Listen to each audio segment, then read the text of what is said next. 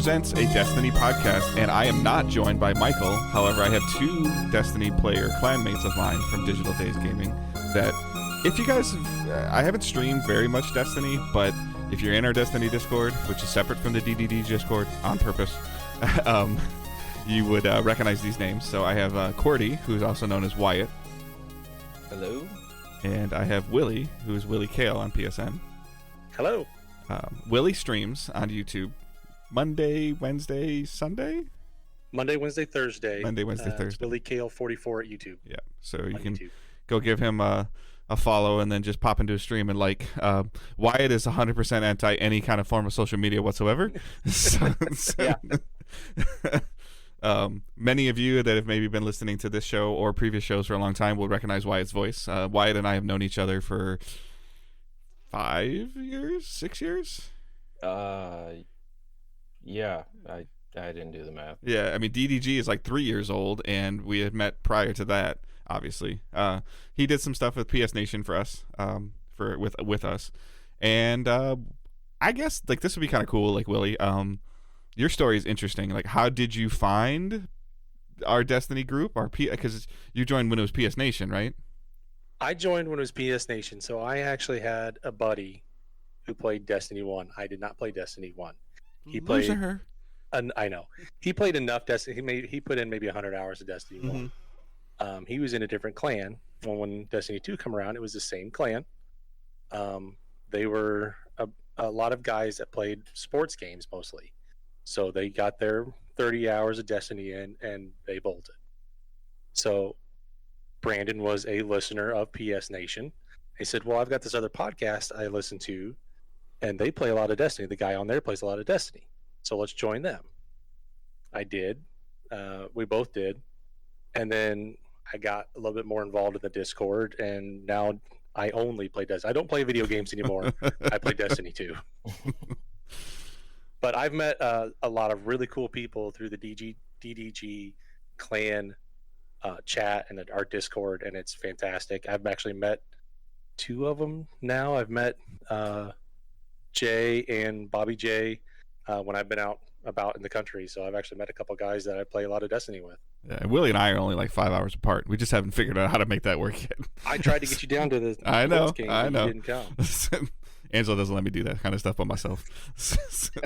All right, so there was a little bit of chatter amongst our Discord group about a lot of the changes that are happening in Lightfall. A lot of people don't like to read, as we've determined with our group, which is fair in this kind of world. And there's a lot of people that listen to the show that play Destiny as well in our Discord or not in our Discord. So you guys know me. If you're listening to this, you know me well enough. I truly love and enjoy playing Destiny, but I also respect that not everybody else does. And when I do that, I usually try to release my Destiny content completely separate from our regular numbered episodes, and I actually try to proactively not talk heavily about Destiny on the weekly shows, because I know that a lot of the listeners are either A, tired of hearing it, B, don't care, or just don't really want to hear me go in depth consistently on Destiny. But however, that's what this is for. So if you do not like Destiny, but for some reason you like hearing my voice and Willie's and Wyatt's voice, you are more than welcome to listen. But if I get any feedback on this episode that this was too much Destiny talk, you will not get a respectful answer from me. So with that in mind, like I said, Wyatt and Willie have been playing the game. I think Willie is ahead of me on a lot of stats now in terms of... I checked the stat this morning. Yeah. We all have at least 2,000 hours. Yeah. In a 7-year-old game, by the way, like since the launch. Yeah. So 6-year-old. I played the Destiny 1 alpha. Yeah. Oh, you're one of those guys. Yeah. I did too. I played it on PS3. Oh God. Yeah. I played a little bit on PS3 because I was game sharing with my brother at the time, my older brother, and he lives in North Carolina, and their nephews, and my nephew is in our clan. He doesn't play with us very much anymore, but he's in our clan. And the main reason I bought it on PS3 is because you got an automatic upgrade to PS4 for free.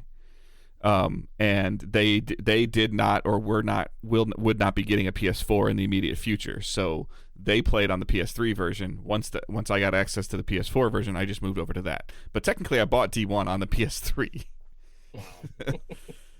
Yeah, It's funny. As I played the alpha, I didn't pay for Destiny until Taken King because I was doing that PlayStation share thing where somebody else had bought it, and I was. That's in what I was year doing with my one. brother. Yeah. Yeah. The game share thing. So, but anyways, like most of you know, either know the story or backstory of Destiny 1 going into Destiny 2, and then Bungie splitting off from Activision's publishing deal, and now it recently being purchased by Sony, which in the long run has no direct reflect on Destiny 2 whatsoever, as many of you have either heard me say or know. But we wanted to kind of do a deep dive because they are changing a lot of things when Lightfall comes out on February 28th, which is about a month from when we're recording this. And I realistically think that we'll probably have to do another one of these before launch, because their typical cadence, Bungie's typical cadence has been they always give you a lot of information on their This Week at Bungie, which comes out every Thursday.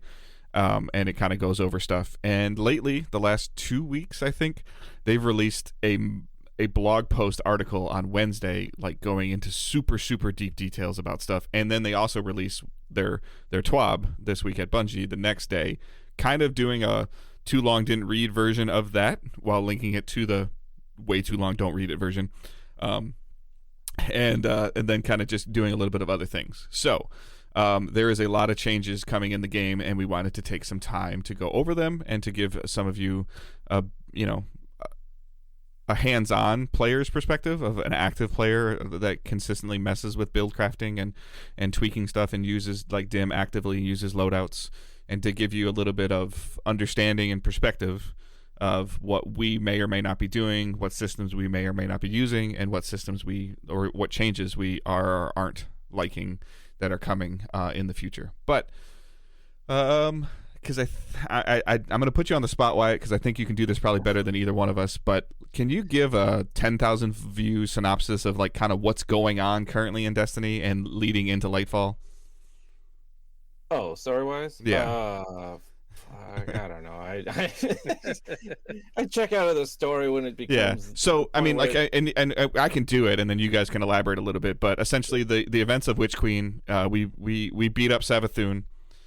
We found out that the Traveler has chosen some hive to hold the light and to have ghosts, which was a story twist. And now Ziva Arath, who is Savathun's brother.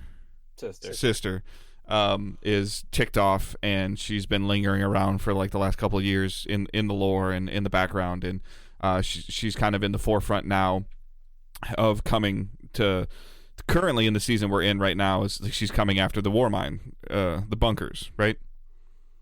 Yeah, she's trying to take control of the war sats. Yes.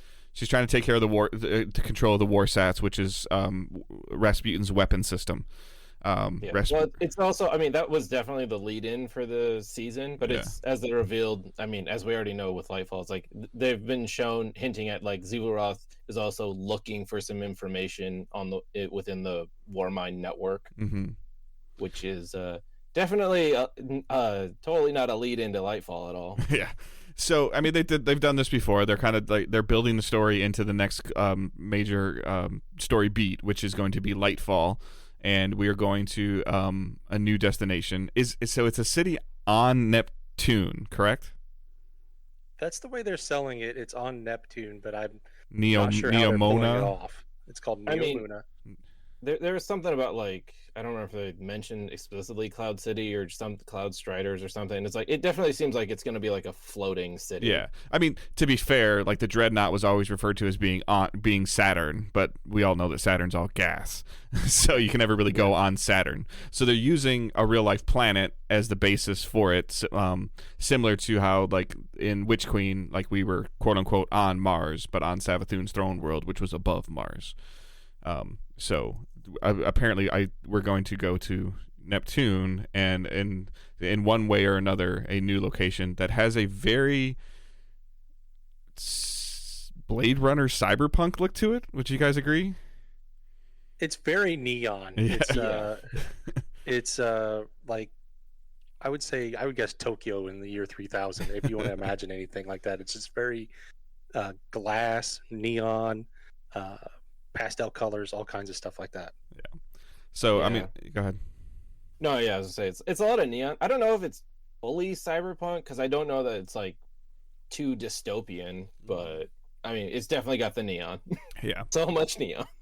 Yeah, so I mean, typically with all the expansions, we get significant story content anywhere from 8 to 12 hours. Might be pushing it, but like anywhere like a 10-ish hour campaign, and then typically like post-campaign quests, weapons, and a couple things. This year compared similar to, we didn't get in Witch Queen, but similar to Beyond Light, we're getting another darkness-based subclass called Strand, which is again a little bit more neon, but I always hate to simplify it like this, but it's like like Void's like, oh, you throw poop, you throw purple, and like I'm so used to Void now, but like the best way to describe this is this looks very similar to slime, right?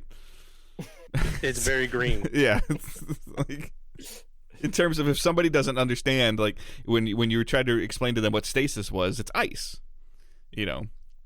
So they're showing some cool things, but they're also keeping some stuff behind the scenes like they always do. And it looks like traversal is going to be a little bit different with Strand. Like we're going to be able to grapple hook and swing like Spider-Man to traverse some of the areas. Well, what are your guys' like first impressions of Strand as a subclass? I'm kind of here or there. I mean, everything that I've seen, we got stasis, with Beyond Light, it was all about freezing things. Well, it seems like Strand is a lot of the same thing. Like when you see in the trailers, the hunter does the dive and then all kinds of enemies just pop up and they're hovering around him in a circle. Again, they're just kind of held in place. Mm-hmm. And I understand, they're trying to go for the lore of it. It's the parts that bind us all together is what Strand is, and it's a different part of the universe, and it just holds us all together. So it's all holding stuff in place, but that's kind of what stasis did. So it might be a little bit more stasis to me. Okay. Wyatt, what are your? I mean, you tend to go a little media blackout on some things, so. Yeah, I haven't delved into it too much, but it's just like, yeah, I mean, as Willie said, similar to stasis, it does seem like it's a lot of CC or crowd control based in terms of like making, not necessarily killing enemies right away, but just like stunning them so that they can't attack you, which, I mean, didn't really exist too much in Destiny before stasis. I mean, we had blinding grenades, but that was pretty much it. But I mean, I don't know if they're trying to, how much harder they want to push the content with adding the ability to just stun instead of when you can't kill something fast enough. Mm-hmm. But to slow, to deter. Like it seems like a lot of slow down, deter crowd control so that maybe you can do something else.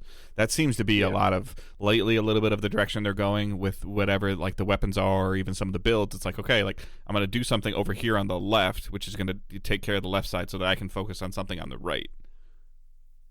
Yeah. But I mean, also we only had one trailer really focusing on it, maybe like seeing a little bit of it in a second, and I haven't exactly like deeply looked at those, but honestly, I'm just waiting to either A, they release it in the game, or B, they release one of these articles talking about it beforehand.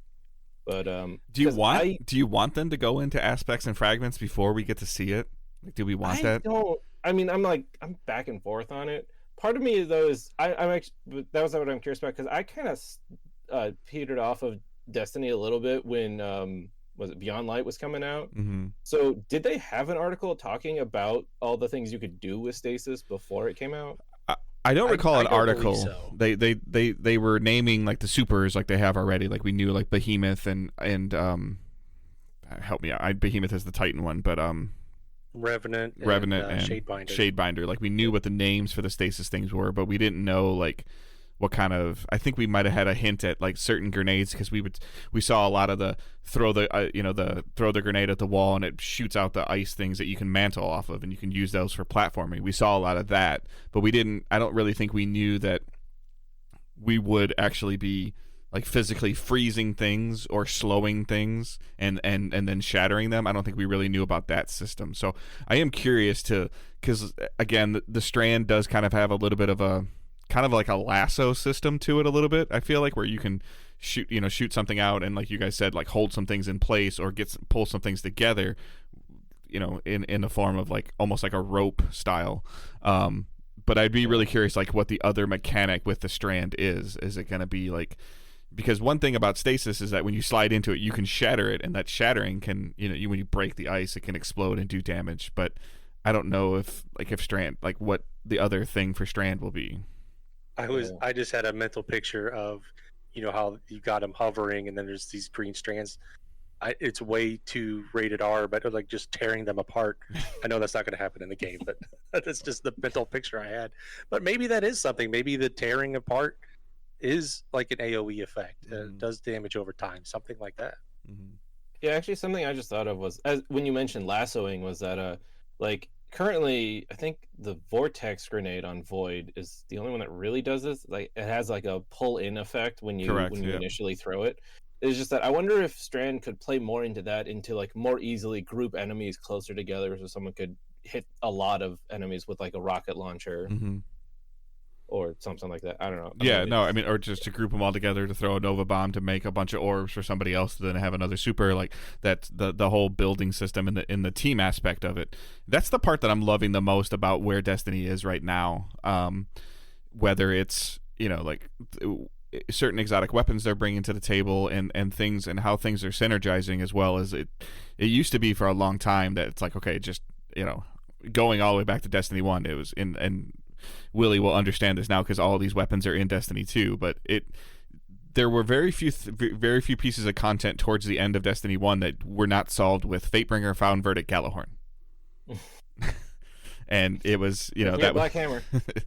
Right. I mean, but for the most part, it was hand cannon, shotgun, and damage. Whether it was Gallahorn or Black Hammer or sleeper stimulant at the time, it was that the exotic heavies were very powerful. And there's a lot of things now with like the implementation of Divinity, even how they brought Gallahorn back, collective obligation. A lot of these weapons that are helping the player and also helping the team at the same time. And it's a viable thing of where you're not going to have 6 Gallahorns anymore, because that's not a good use of your teammates. It's okay, you need 1, maybe 2 Gallahorns, some other people on other legendary rockets, which frees up an exotic slot if you want to run Divinity, or if I wanted to run Collective Obligation, if I'm on Void, and the give and take of we were doing some farming the other day, and it was like we had enough Titans, and somebody's like, what do you need me to bring? I'm like, well, we got it under control, so we just need you to kill ads, so bring whatever you're comfortable with.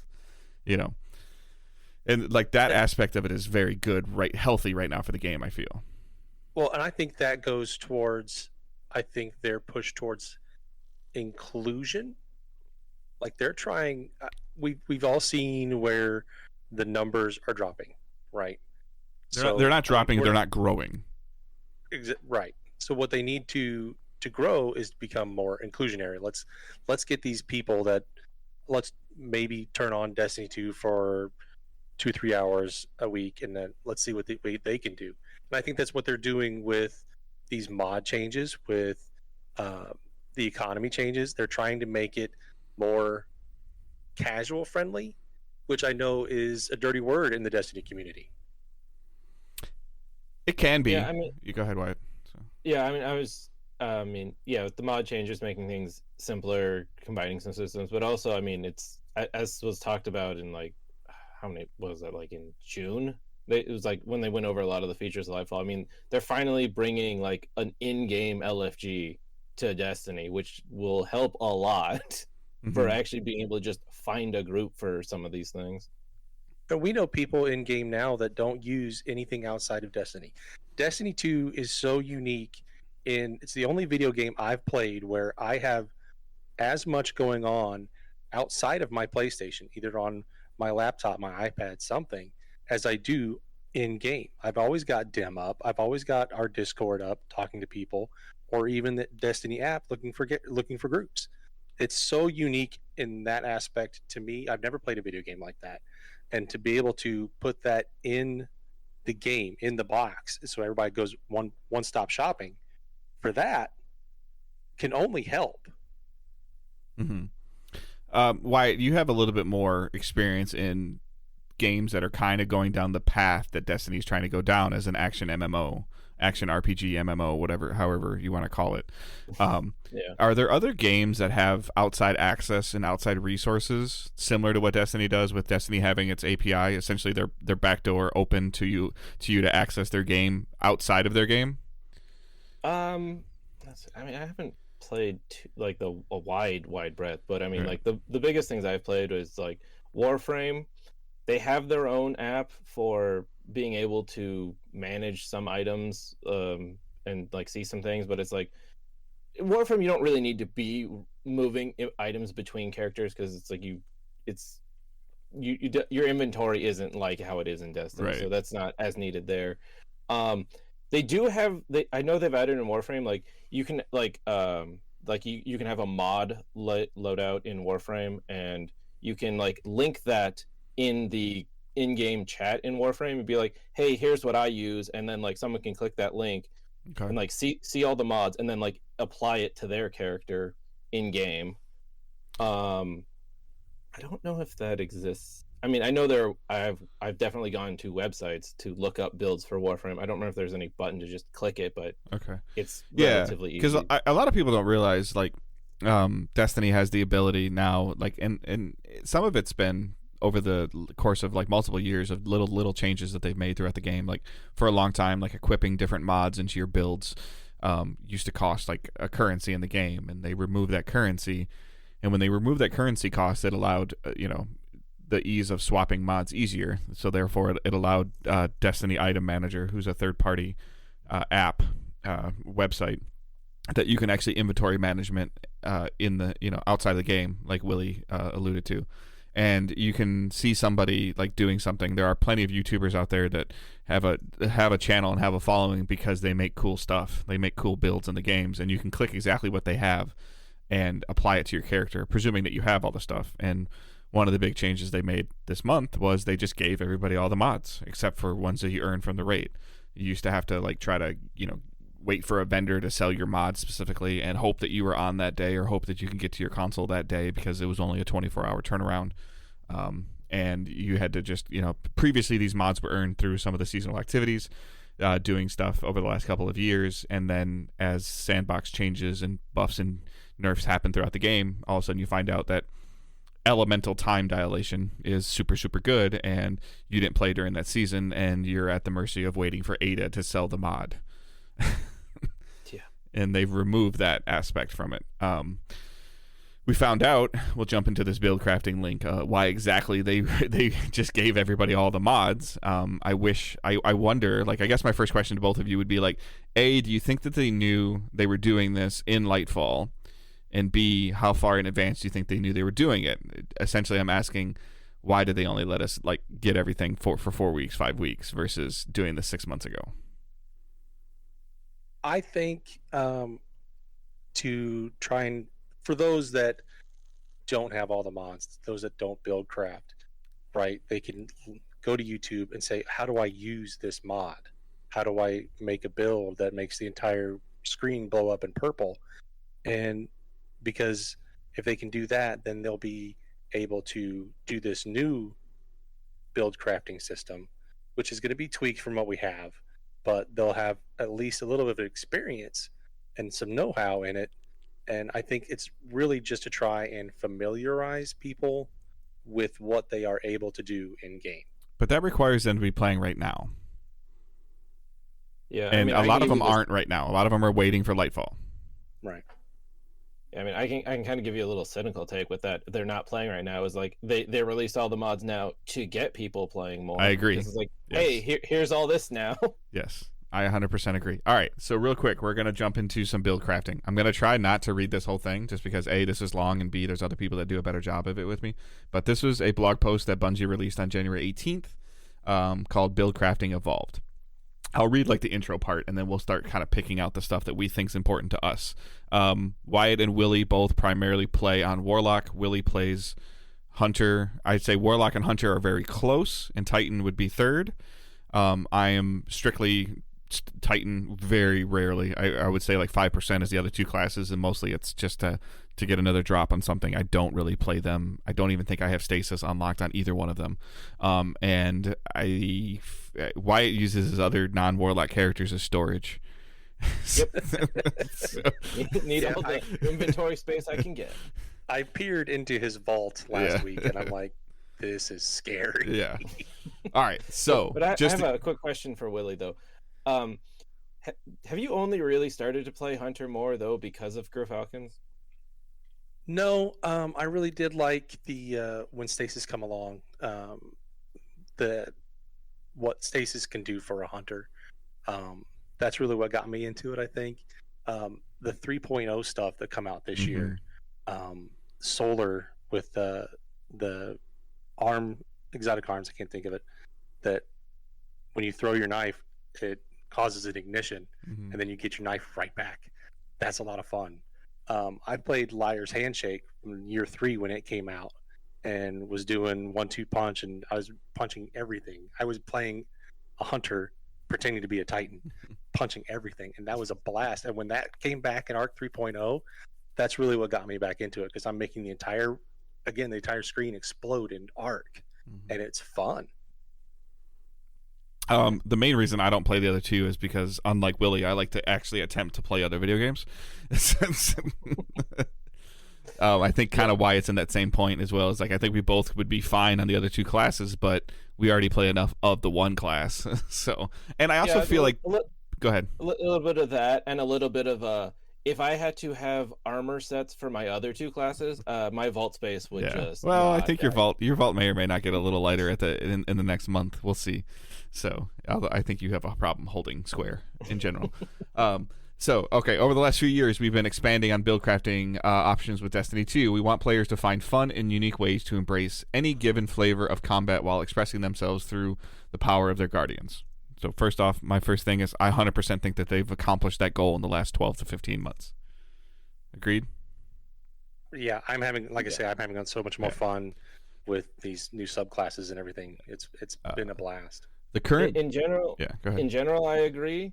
Solar Warlock definitely needs some looking at still.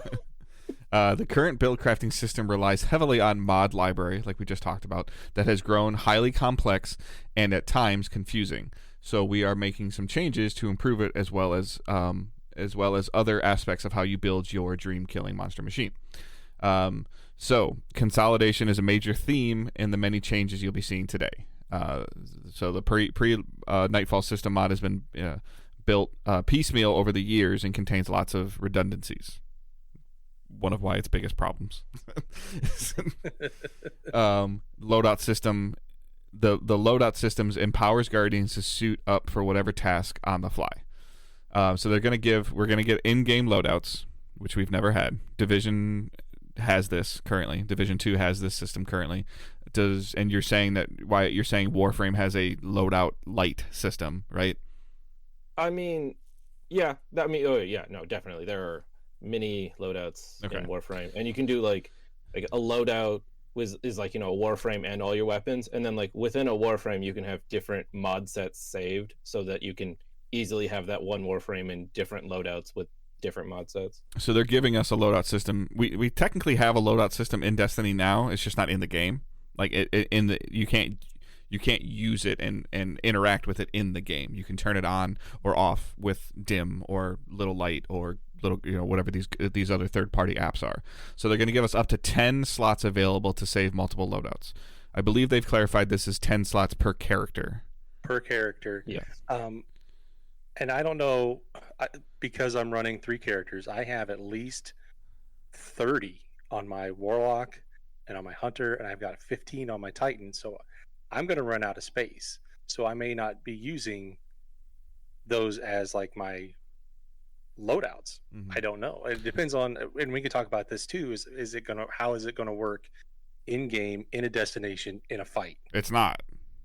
Right. Did they confirm that? Yeah. Essentially when they're saying it uses the API, they've confirmed that the API only functions when you're non-activities. I don't know. I would wait for actual confirmation on whether or not it will work in a encounter or when you're loaded into something or not.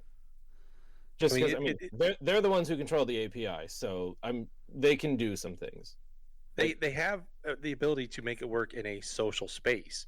Like you can do it in a tower, you can use it in the helm, and it will equip onto your character. Now the other part of that too is that you can equip the loadout, but it just transfers all of your items to your guardian. I haven't tried it. I don't know if it applies to mods or not, but I know all it does is just transfer everything over, so you can just equip it while you're in an encounter. The main thing that the three of us would love to see is that, okay, we completed encounter 1 of the raid, we're going to encounter 2. Going to encounter 2 requires a change of our loadout based on what we need to be doing, and once we're already in the raid, we're kind of in an activity, therefore we are unable to at a quick click change stuff without having to manually change each thing, correct? Yeah, no, I mean, in the King's Fall raid, I would just go in always as a solo warlock for the build I need for the boss fights, but just because I do not want to bother changing up between encounters, because I'd like to run some more fun stuff, or Void or Arc in the I could totally see you. Yeah, I could totally see you running stasis on your stasis warlock with your turrets and during totems and freezing a bunch of stuff, holding things in place. But then you got to switch back to well for war priest, and that involves changing a whole bunch of stuff. So yeah, I agree, because I really would like to switch subclasses. We're in an add clear encounter.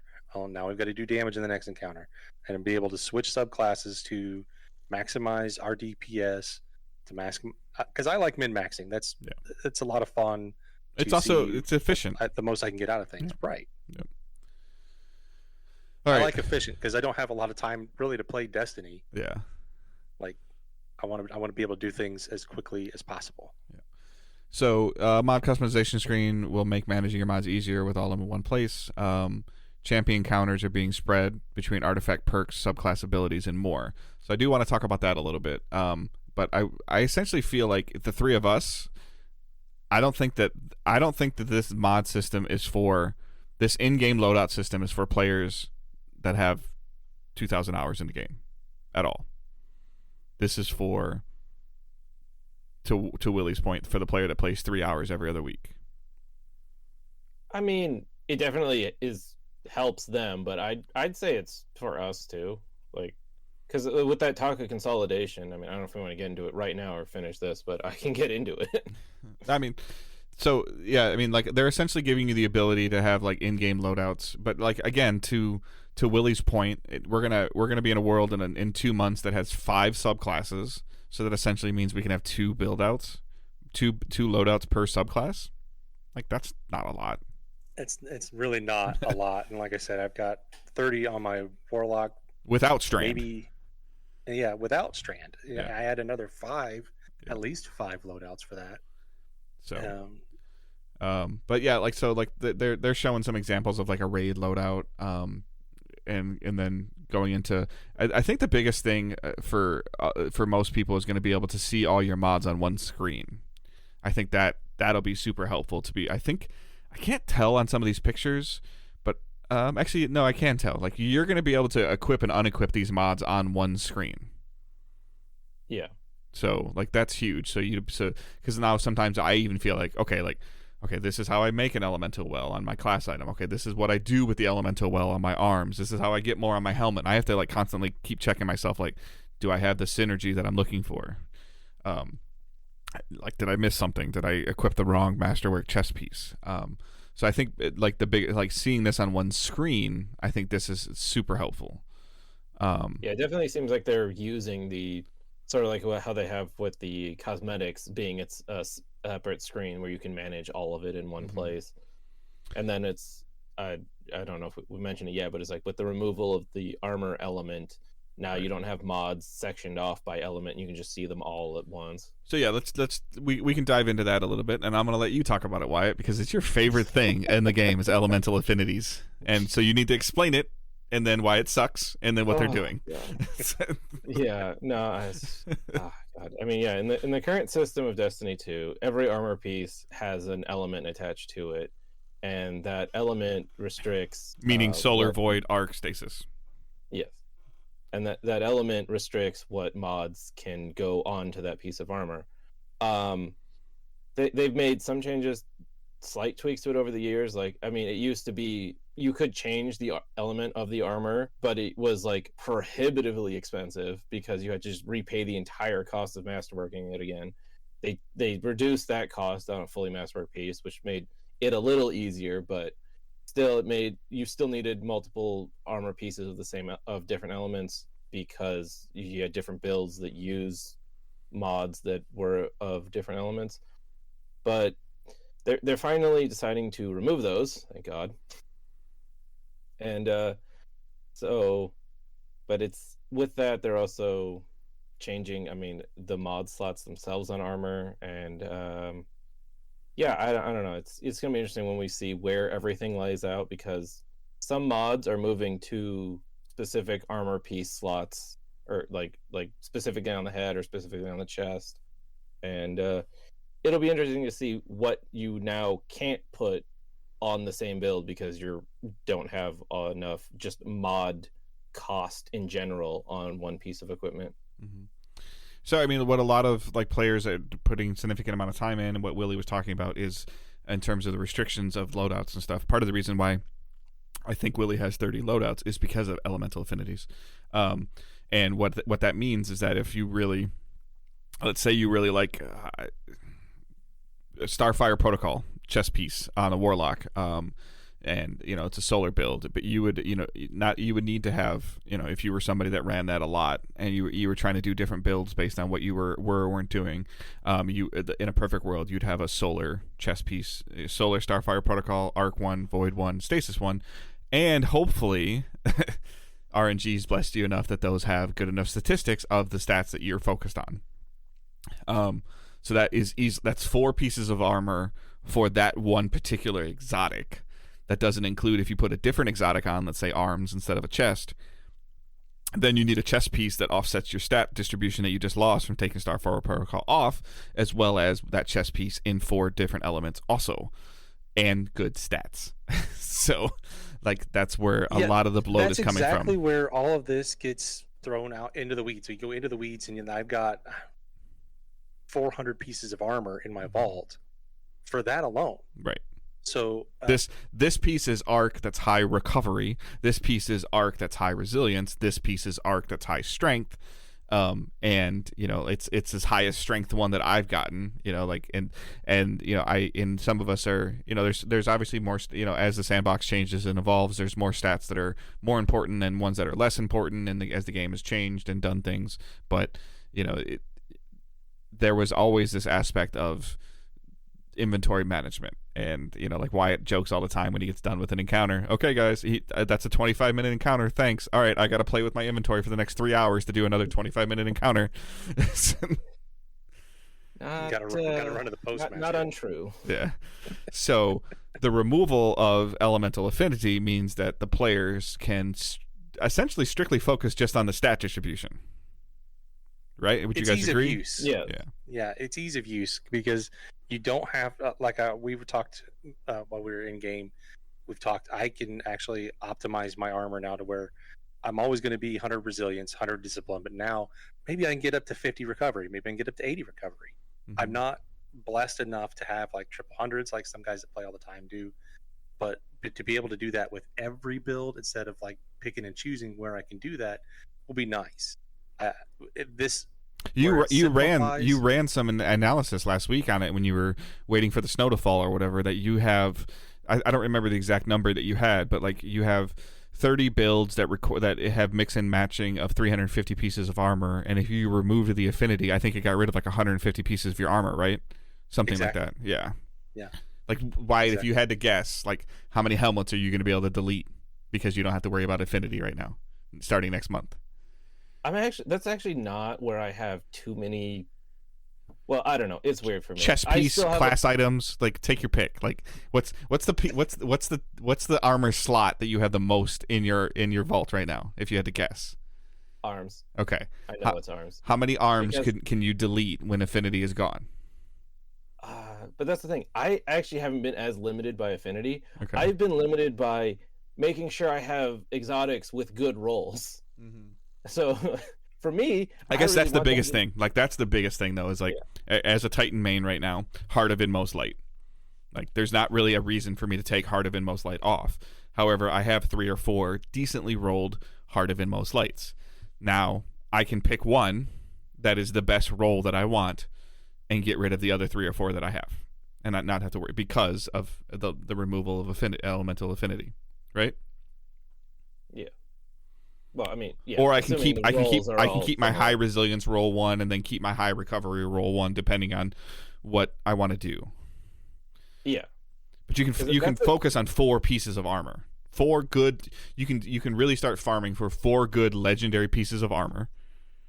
You know, because class items don't have stats, and then you can start weaving your exotics into them. Yeah. That's something that's completely off subject, but I want to talk about another day is better exotic armor farming. I only have 1 piece, and it's usually the first one I get. So I don't have. Interesting part is as much as like, and this is where I'm kind of in between Wyatt and Willie, which is kind of why I wanted to do this. I know for a fact that Wyatt has farmed a lost sector for 6 or 7 hours straight. Yep. To get a specific roll on a specific pair of gloves that he wanted, and I know Willie will do it like 3 or 4 times and be like, "F it, I'm done. I got my armor piece. Yep. I'm done. I'm out. I'll wait for it to drop in the world. Yep. Or wait for the engram from Xur." Yep. I spent 6 hours farming 1 exotic piece, and it dropped once in like 3 hours. It was a shit roll, and I kept farming, and it was like another 3 hours till a second one finally dropped with a decent roll, and I was like, "Fuck it, I'm done." And that's the part that kind of sucks. Like, we can kind of go into it a little bit as like just a free forum, but so like right now in the game, the only way to really farm exotics is through the legendary lost sectors, and it's based on a rotation. If you complete it solo, you get a specific piece of armor that's highlighted for you that day: helmet, arms, chest, boots. You have a chance at an exotic piece. Yes, correct. You have a chance at it. The conversation that I've seen around that is, okay, I complete the lost sector, and I get to choose the chest piece that I want if it's chest piece day that day. And then so like you complete the lost sector, you're guaranteed to get your chest piece, which I think everybody would agree that would be a good way to do the first step. And then if you could, I guess the first step would be like guarantee that that a chest piece drops. Just like when you complete a Grandmaster Nightfall, you're guaranteed the adept weapon. Like that happens every single time. So I feel like at this point in time, if you can complete the lost sector, give me the exotic, and I would be even happy with that. Players want to see a menu pop up that they can then pick the certain exotic that they want, and then hope that the stat roll happens. Where would you guys be at with that?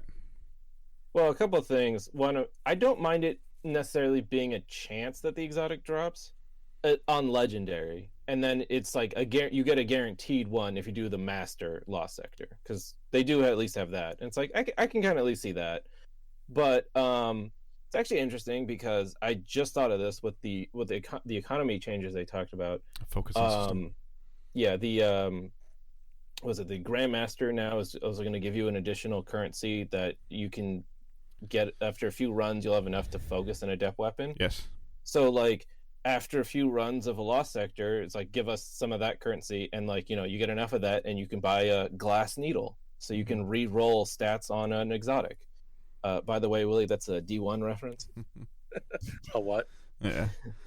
Okay. So, but yeah, in D1, Xur used to sell glass needles, which you could use to just like apply one to an exotic piece of armor, and it would just re-roll the stats for you. Right Willie, very similar to the stat distribution quote unquote re-rolling we do during moments of triumph or solstice. The Candescent thing that they did this year. Yeah, similar to that. I'm all for any kind of currency system. I've been talking about this for years, of like a form similar to Spoils of Conquest that we get from the raid that allow you to buy specific things to stop some of the bad luck protection in the game in general. Like, have a raid vendor and have it cost 150 raid dust, and you can buy the exotic for 100, and you earn 1 piece of dust for like every encounter you complete, as a very broad example. So if it's a 5 encounter raid, you have to do it, I don't even know what the math is on that, like 55, like X amount of times to stop the people that have cleared Vault of Glass 75 times and never got the thing to drop what they wanted to drop for them. Or maybe have Spoils of Conquest have multiple, outputs. Maybe you can put that into different things. Right.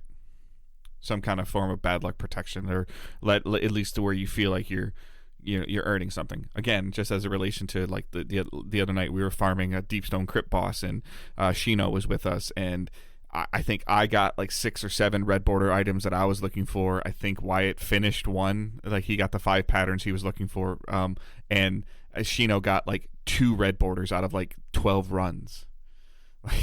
Yeah, that was bad. Yeah, for him, it's hard.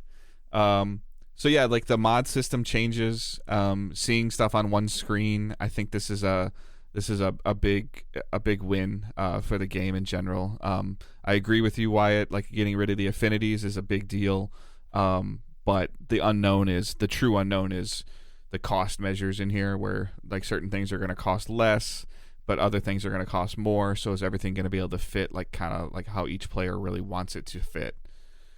And then I guess we can kind of get into this a little bit. This is not in this article, but I know this is a conversation Willie and I were having. Destiny does a terrible onboarding job. Absolutely. Oh yeah. And I think that this may or may not make it more confusing. We'll have to see how this Guardian ranks system that they're putting into the game goes. And this is kind of like I look at Guardian ranks as like a tutorial. And it'll talk to them about equipping mods, and as they go through the ranks, they'll be able to unlock more loadouts in the game, so it will be a little rewarding for them. I think the biggest question that the three of us have is like, what does Guardian ranks mean to us, and why will I have to do something that I've already been doing for 6 years? Yeah, Guardian ranks, they're still very vague on it. If you click on the link in the article that we're looking at, it takes you to the Vidoc, and it at the spot where they start talking about Guardian ranks, and it's maybe like a 30-second blurb about what it is, but it doesn't really say how it works. They talk about how your fire team can give you ratings, give you commendations, that kind of stuff. And I don't know how all of that builds up into Guardian ranks, but with all of us having 2,000 hours, I know it says in here that those who have played some Destiny, whatever that some amount is, will be starting at rank 6. Okay, so if we're rank 6, what gets us to 11? What triumph score? What activities do I need to complete in order to get that? How much do I need to be in the tower Sherpaing people? Right, and what we talked about though is like, does the game know that? And I'll use them as an example. Like if me, Wyatt, and Willie complete an activity, and Willie gives me a rating, I give Wyatt a rating, Wyatt gives Willie a rating, we do the whole thing. Does that help? Even though we're in the same clan and we've been playing together for years, or if we grab Dan Santos or grab Tom and bring him in and do something with him that he hasn't done in like a month or ever, and we get him through there, does that help us even though he's in our clan? Or are we going to, is myself or Willie going to have to go out of their way to go into LFG and say, hey, come help me, but make sure you give me 5 stars because I'm an Uber driver. I can see the LFG post now, like, oh, nobody over rank 7 allowed. Yeah. I don't know how much the like giving a rating at the end of an encounter is going to apply to the Guardian rank system. I mean, I could see it maybe, but a little, but I don't think it's going to be too much. But yeah, the playing with somebody, helping somebody clear something who hasn't done it before, if that's a requirement on some things, that's going to get a little weird. Mm-hmm.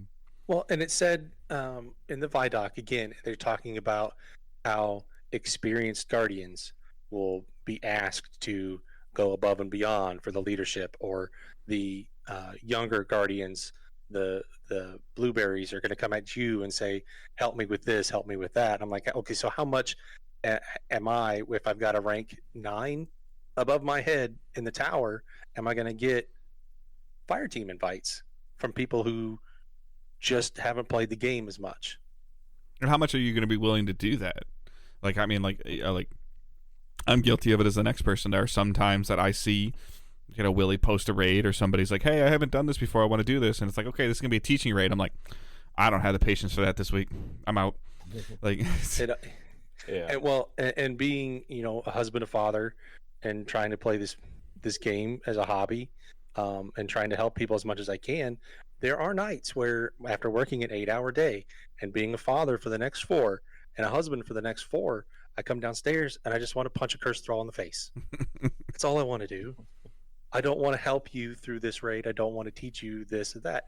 Not that I'm not willing. It's just at that moment, I'm not. I really just, I'm here to unwind. I'm here to live out my space wizard fantasy. Yeah, Willie doesn't like when I call like raid symbols like tampon or red hands. Black Jesus. That's my favorite. Yeah. No, I mean, I've said it before. Like, I would not mind a 4-hour raid session like on a weekend if like people sign up to just like thoroughly teach somebody every part of an encounter so that they actually know like all of what to do. But like, it's usually we are doing it on weeknights with people that do not even have like, or barely have an hour and a half to do a raid, and I'm just like, I feel like I want to get through a raid in a night and not like break this up, because usually even just doing like continuing it the next day, it's hard to get all 6 back together. Yep. Yeah. I agree. And again, that's where my personal life takes over, is the weekend, as I've got to be here. I've got to be present. I don't have 4 hours on a Saturday to do a divinity run like we're talking about doing. I don't have that kind of time, but if I know ahead of time, I could set that aside. I could put that in my calendar with my wife and say, hey, this is going to be my time on this Saturday. I'm going to help a couple guys get divinity. Yeah, it definitely poses its challenges, and sometimes to the point of where the player that we're helping is like, no, I'm really comfortable with this. Like, okay, like I understand that you're comfortable with that, but like we need you to do this in order for us to 2-cycle Oryx. Like, this has to happen. Like, all 6 of us have to be doing this.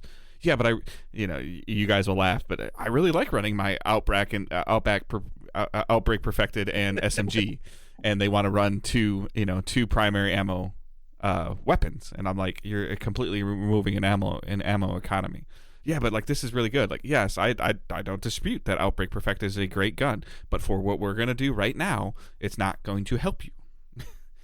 And I think that's also where Destiny can struggle, because I don't know if we as a community or the game itself defines its meta, and you get people that want to do things the most efficient way possible, and to do that you can't run a double primary and a machine gun.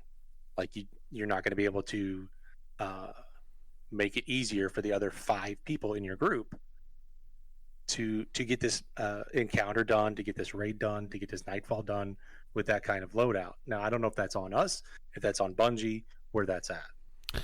Yeah, I think some of it has to do with like some players just aren't really paying attention to when Bungie does put their hand out and say, okay, here you go. And they've currently, I feel like they've currently done that right now, where in the game currently today, you could as a new player, brand new player, like even a free to play player, I think you could start playing the game, and you could through open world drops, you could get the Hake shotgun to drop. I can't remember what it's called right now. That goes in your first slot, and it's a kinetic based shotgun. And then you could craft the Amorite through the quest, and you could craft the Taipan through a quest. Linear fusion rifle and an auto rifle a solar auto rifle that goes to your secondary slot. With those 3 weapons, none of them being exotic, but with those 3 weapons, I feel like there is almost no current activity aside from like GMs or our champion-based activities that you could not complete in the game. I would agree. Yeah, it's a really solid loadout. It's a special weapon, a primary weapon, a heavy weapon, craftable. You can control the perks to build it to the perks that you like within the ones that are the options that are given to you. I was even going to start by saying Witherhoard, but I think Witherhoard's Witherhoard's in the Monuments of Lost Light, and you have to buy it, and you have to have a certain amount of materials that you couldn't necessarily have right away. But I feel like a brand new player, could, if they purchased Witch Queen or they purchased Lightfall, and those things are still in existence, and I expect more craftable weapons to come in Lightfall, that you could complete the Lightfall campaign with those 3 weapons. Presuming that there's no champions in there, which there wasn't there's not in the Witch Queen campaign. Not even in the legendary mode. Yeah, legendary. Yeah. So I would say that's a fair assessment. That again, and even if you start now or later, you craft those, you get those weapons up to a high level. A lot of these enhanced perks are working more like exotic weapons from years 1, 2, and 3. Agreed. All right, so moving on to this really quick, one of the things that they are getting rid of completely is match game, or in the high level content, match game is going away. So real quick, match game was you had to match the elements if they had a shield, a solar shield, an arc shield, or a void shield. Stasis shields are not a thing right now, correct? I think I've seen like one on a guy in a public event on the Savathun Throne World. It's like, because it was a different hue of blue, so it was like, I think some people thought that was Stasis one, but I've never seen one in any high level content. So I don't know. If you ran into a solar shielded enemy and you tried to use non-solar weapons on it, it took you pretty much an eternity to break that shield. Versus if you actually had a matching element, you could break it rather quickly. They are removing that, which I think is a fantastic thing, because it allows us to build players to build more into, I'm running a Void subclass. I am now going to run 2 Void weapons to optimize my Void subclass loadouts, as well as we get into the next thing. The champion system is being tweaked a little bit, so now we can actually start using our subclass and our weapon perks to help us deal with champions. Real quick, if you don't know what a champion is when you run into a high health target that has a mechanic to it, whether it's barrier, which it puts out while you're damaging it, it puts up a bubble that makes it immune from damage until you break the barrier with a anti-barrier specific option. I'm saying option now because it's changing. An unstoppable champion, which is what it sounds like. It just keeps running at you until you stop it. And the only way that you can stop it is by using an unstoppable perk and an overload, which I don't really know what overloads do other than teleport everywhere. And just constantly regen their health. Yeah. And the same thing, you have to stun the overload champion using a perk that stuns overloads. I don't know, Wyatt, if you want to get into this in a little more detail about what they're doing. I mean, about the match game, it's just like, I know a lot of people are happy that it's going to get removed, but there is one thing that they talk about that I'm a little curious how it's going to work out, because they mentioned that everything's going to be adjusted to Gambit shield strength, and I definitely remember shields in Gambit being a little harder to break than usual. So, I mean, match game is going to be gone at the high end, but at the easier end, shields I think are going to actually be a little harder to break.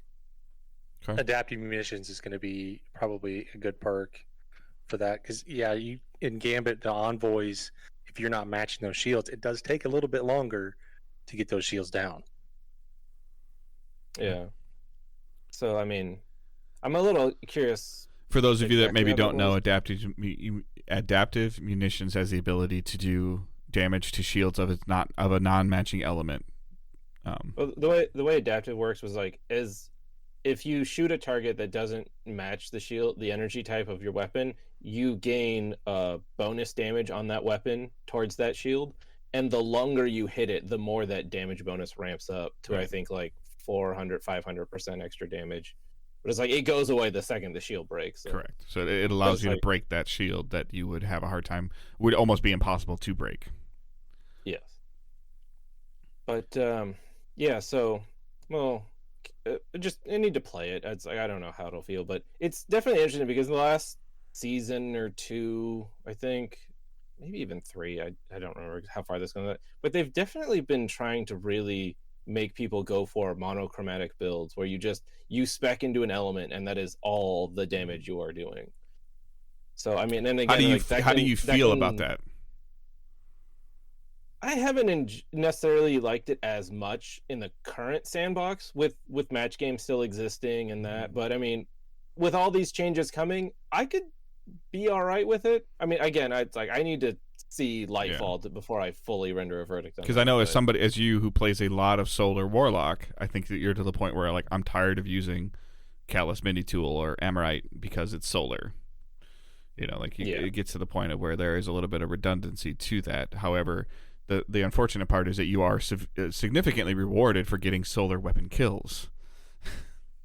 Yeah. And it all depends on how these different elemental baubles, like the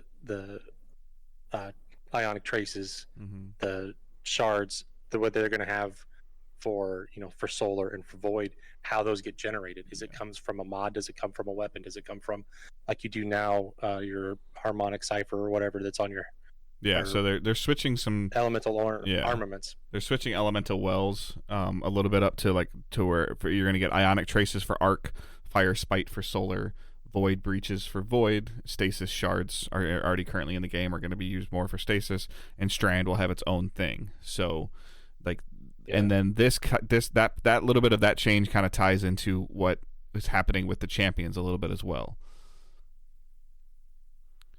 So another huge impact on your build are champions. We want to make you counter champions more logical, and that should make it easier for you to learn how to deal with them in the first place, which is a challenge for some players. There are people that are currently in our DDG clan that I think that I could bet money that do not know how to stun a champion.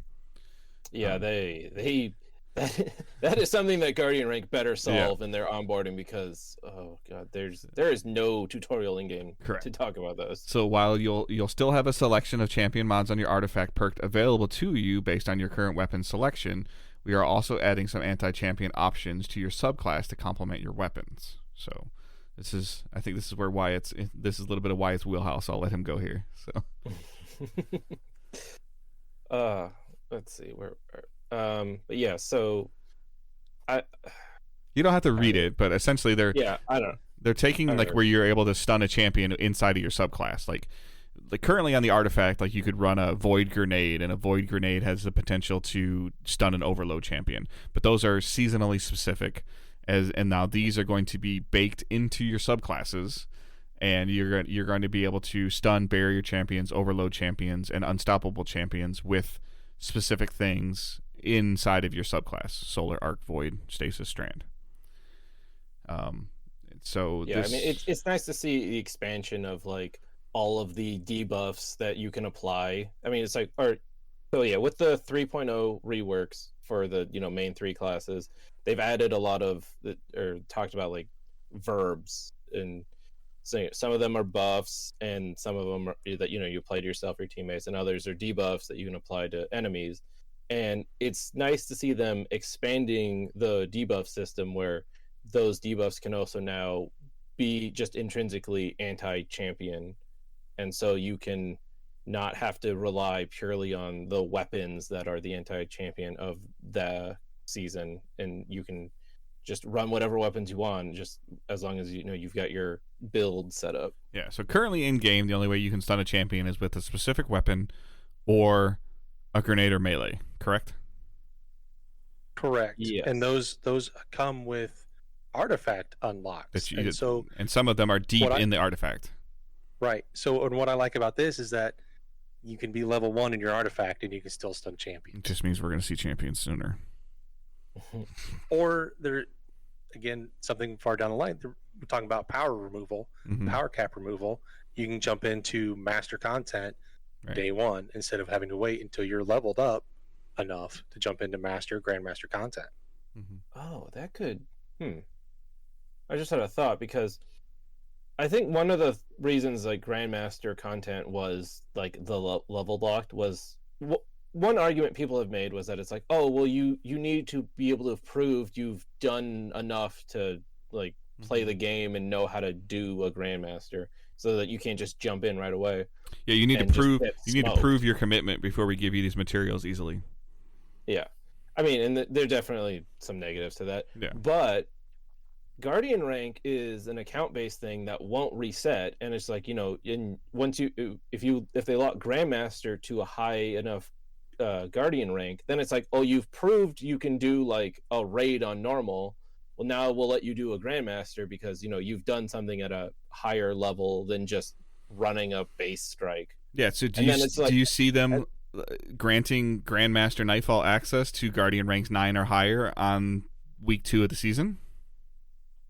I don't know.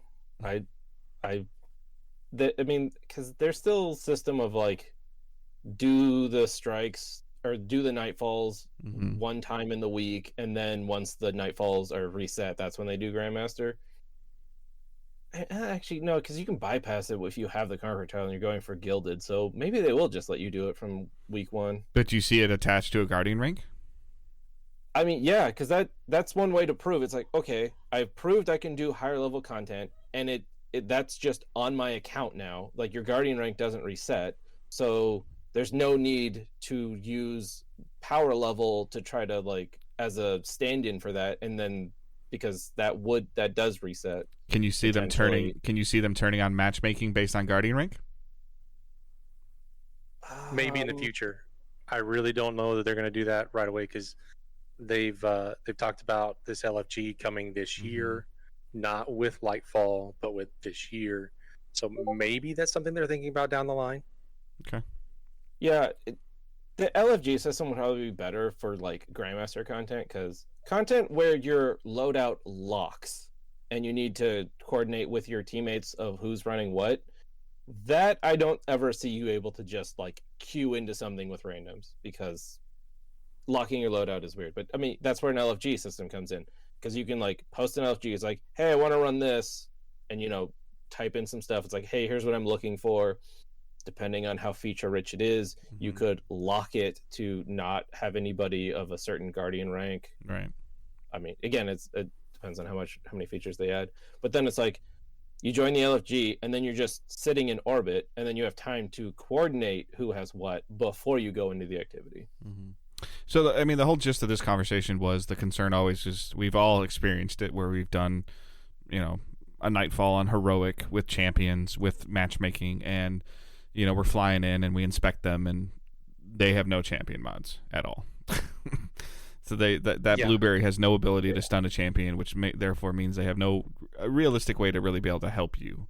And so like building this stuff into the subclasses as well as into some of the weapon perks helps with that tremendously. Like Willie, like a week or so ago, posted his I think it's called Riptide. It's a stasis fusion rifle, and we know that stasis, like using stasis to slow something, can stun an overload, I believe, and freezing and shattering can stun an unstoppable, and then what's the third? Like, how do you do the barrier?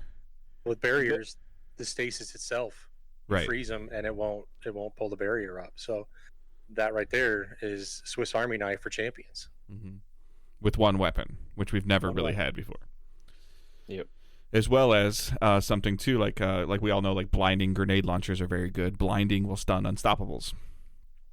So so like therefore a lot of times we're limited, and we've all been guilty of it. Like, great, unstop. Like right now, if we know we're gonna run into a bunch of unstoppables, like, okay, who's gonna run the hand cannon? Because now thankfully grenade launchers are in there too, but they cost a lot of points. You look at even the seasonal activity, the 3-man activity, that's Ice Battlegrounds for this season, comes with champions. How many times have you gone into a Ice Battlegrounds and you're the only one carrying a champion mod? Yep. So hopefully now grenades, melees, will just do it without the artifact there. Weapon perks,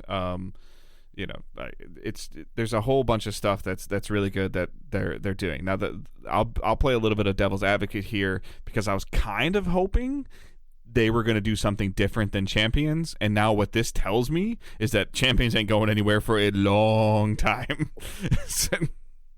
No, but honestly, I think I'm fine with it with just how many options are there now to deal with them. Agreed. I mean, I think I will still forever be pissed at Overload champions for how many times they teleport, because that, especially in Grasp of Avarice dungeon, man, on that servitor one. they just don't even like stand still ever. It's just like whoop, whoop, whoop, whoop, whoop, whoop, whoop. But it kind of goes back into that conversation that we were having before about, running a viable reason to run different things. So, like now running like a stasis warlock, I can, with Wyatt, you'll tell me the name of the gloves, but that throw out the stasis turret. Osteomancy. Yeah, and so now slowing a target stuns, freezing a target stuns. Those exotic gloves can do that, as well as, so you have that ability. And then if I know that you're freezing stuff and I'm running like Thunder Crash, it can just be a matter of, okay, they're slowed, okay, they're frozen, and then I take off and they're not going anywhere, so I can hit them with my Thunder Crash, and and then they're gone. Versus before, like, okay, hang on, let me reload my hand cannon and point it and hold it and wait and drink a can of Coke, and then unstoppable proc. Oh, I missed. Hang on. Yeah, I mean it's the same thing like with Willie was mentioning that the heist this season. It's like they have barriers and unstops in them, and I'm like, I'm already starting to. I was enjoying like this season. I switched to a Void Warlock for a lot of stuff, because like I last season was doing a lot of Arc and still Solar, because I was still doing Kingsfall, because of Kingsfall. So it's like, I haven't touched Void, and the buff to Repulsor Brace. I was like, I'll try out a Void build. I was enjoying it, and then it's just. I was like keeping up with that a lot. Is like the heist has unstop in it, so I was like using the Devil's Ruin, Leviathan's Breath. Oh, Leviathan's Breath, yeah. Leviathan's Breath to take care of the unstops and the whatever primary to take care of a barrier. I'm just like, I just used that loadout a lot, and it's like, it's like I enjoyed it, but then I just kept using it again, because it's like, okay, I can't guarantee the other two blueberries with me have either of these champion mods. And again, from our perspective of like, a lot of times like, okay, hey, we're doing totems, and everybody get your hand cannon or your grenade launcher out, because you're gonna run into the unstoppable ogre that comes out of the ground on the plate, and somebody's like, I don't have unstop, but now we can just be like, hey, you're on Void, put Vortex Grenade on, and just don't use your grenade until you see the unstop. Versus like, okay, do you have this hand cannon with this perk? Do you have a hand cannon? Do you have unstoppable unlocked? We won't have to ask those questions. But like, hey, just do me a favor, put Void on and make sure you're on Vortex Grenade. And that could be, or put Arc on and make sure you're on, I don't even know, Flashbang. Yeah. So like, that's super helpful. Or like, you really like that grenade launcher? Cool, that grenade launcher has blinding nades on it. You're fine. So I think those are super, super helpful, versus, and we're all guilty of it. The first 5-6 days of the season, the conversations start happening in the Discord. Like, hey, who hit level 50? Like, I want to do, and my Google's talking. Who hit level, who hit level such and such on the season pass? Like, I need to turn in bounties, or I need somebody that has anti-barrier pulse rifle unlocked already. Those happen quicker, but like inevitably it's like the first or second night of the season, and one of us is farther ahead than the other one, and they're trying to do something and they need help, and we're not ready yet. Versus to Willie's point, hey, I haven't played on Tuesday or Wednesday. Thursday night's my first night off. Willie's, hey, I'm on step 6 of the quest, but I need help with this. Okay, cool. Let me jump in. Okay, Dave, I need you to stun Overload. Okay, hang on. Let me put shoulder charge on. Yeah. So I'm looking forward to it. Again, it's all about ease of use, and if we want to, accessibility and ease of use. Yeah. More options. If we want to grow even the people that we play with, I know we have our group of 10-12 people that we play with most nights, but we can grow that group. Oh, people are scared. People that communicate with me that are even old Destiny 1 players are scared to jump in. Like, we see it. Like, we get, somebody that comes back, hasn't played in a long time, or is picking it up. What do I got to do? What do I got to focus on? For the most part, my advice right now has been just play. Like, just play the game. And then, but then we have those, and we could do an entire podcast on this as well, the in-depth conversation about how to get high stat armors. And you can make the game super deep, but at the same time, I feel like this makes it even, the barrier of entry even less of like, okay, hey, just do me a favor, hold your knife until this happens, and just please just hit the thing. And it still leaves a lot of nuance. Yeah. For us, mm-hmm. we can make this as deep or as shallow as we want. Yep.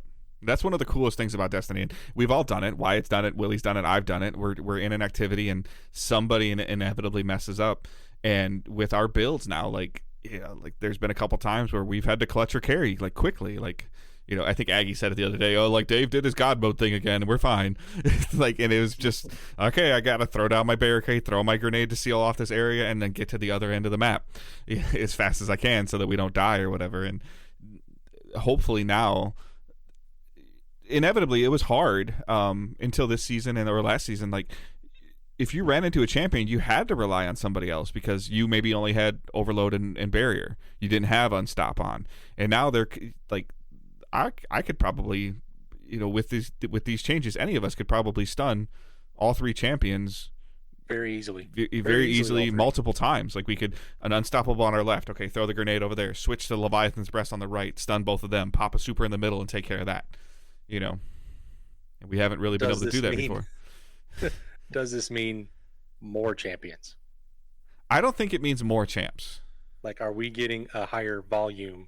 No, I don't think we're going to get a higher volume of champions. I just think that, like what we talked about earlier, is that, and we've seen it ourselves within our clan, sometimes they don't even know what an artifact is, let alone that they need to unlock things, or we ask them like what their base power level is. And like, oh, the game says on 1595. Like, okay, no, I understand you've been playing a lot, but you've been playing the same activity a lot, or you only play Crucible, you're only 1578, but you're plus 17 on the artifact because you've just been grinding Crucible.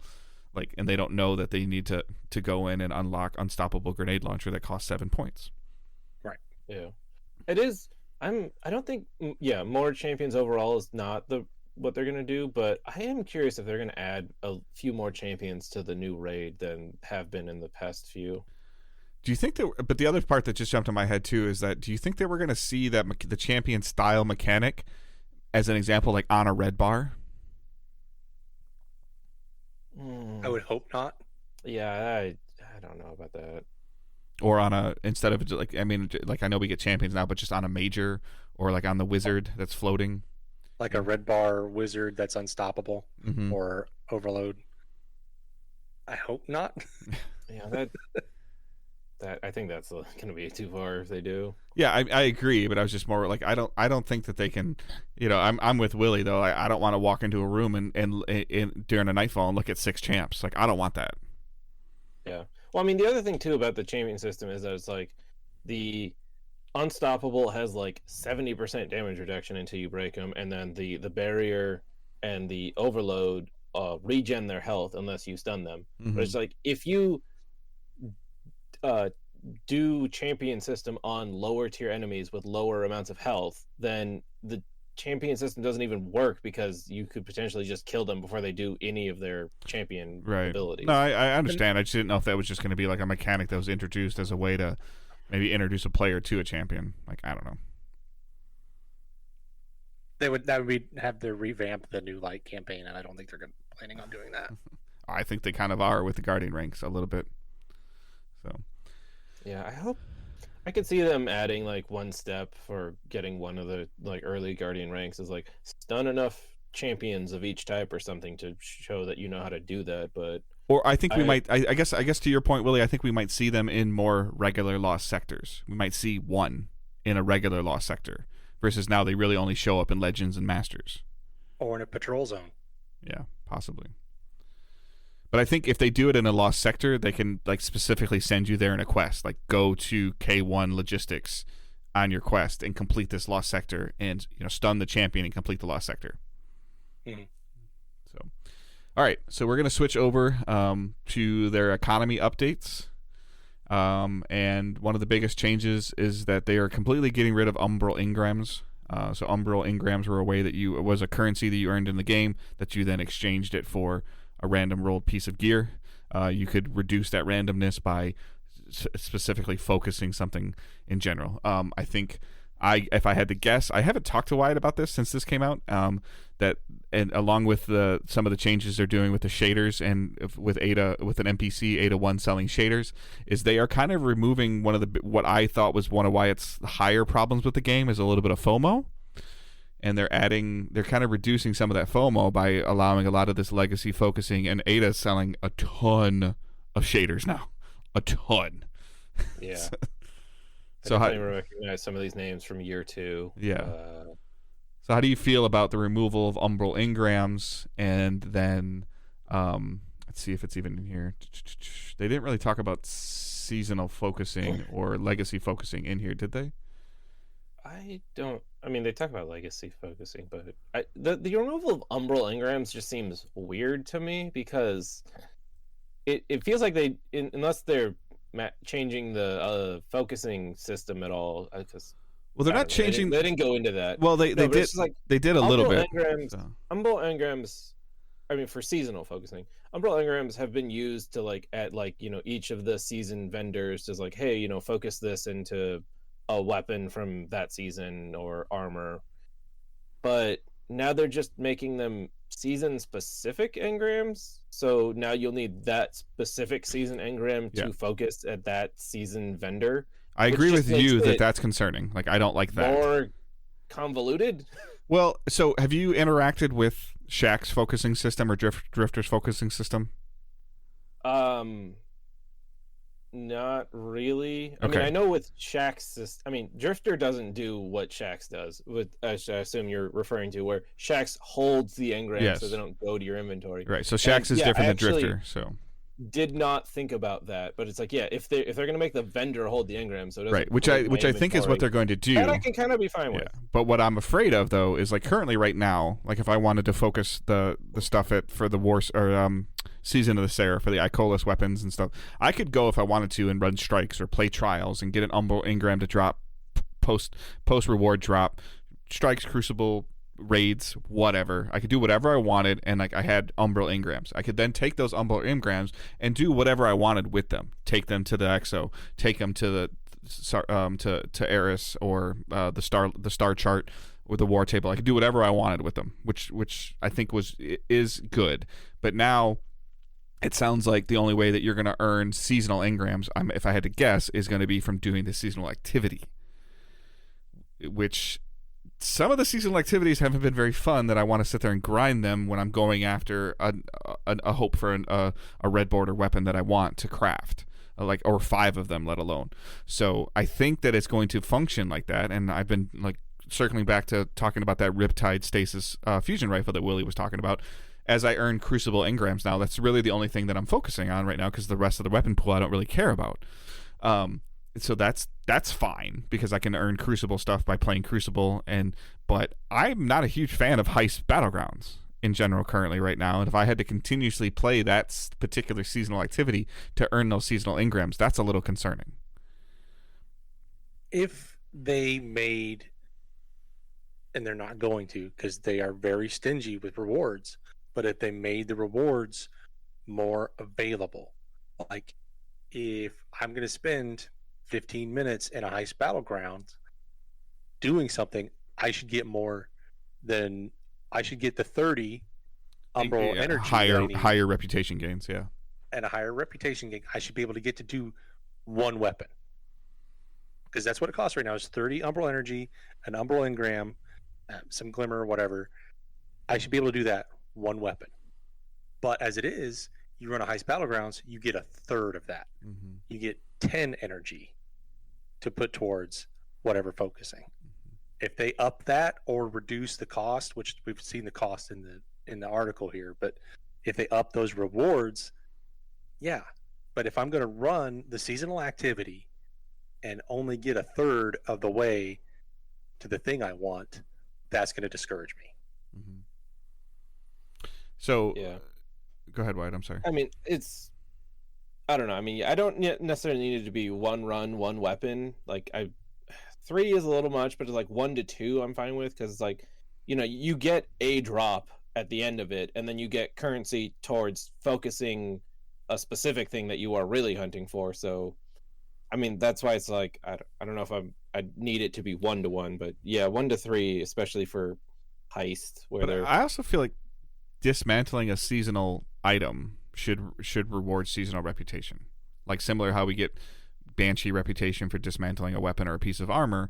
If I'm going to dismantle a season of the Seraph weapon, even if it's only like 5 points, at least you know that, like if you're getting something like the consistently moving towards the goal of, you get a little bit of reputation, like similar. If you dismantle a raid weapon, you get the material to craft a raid weapon.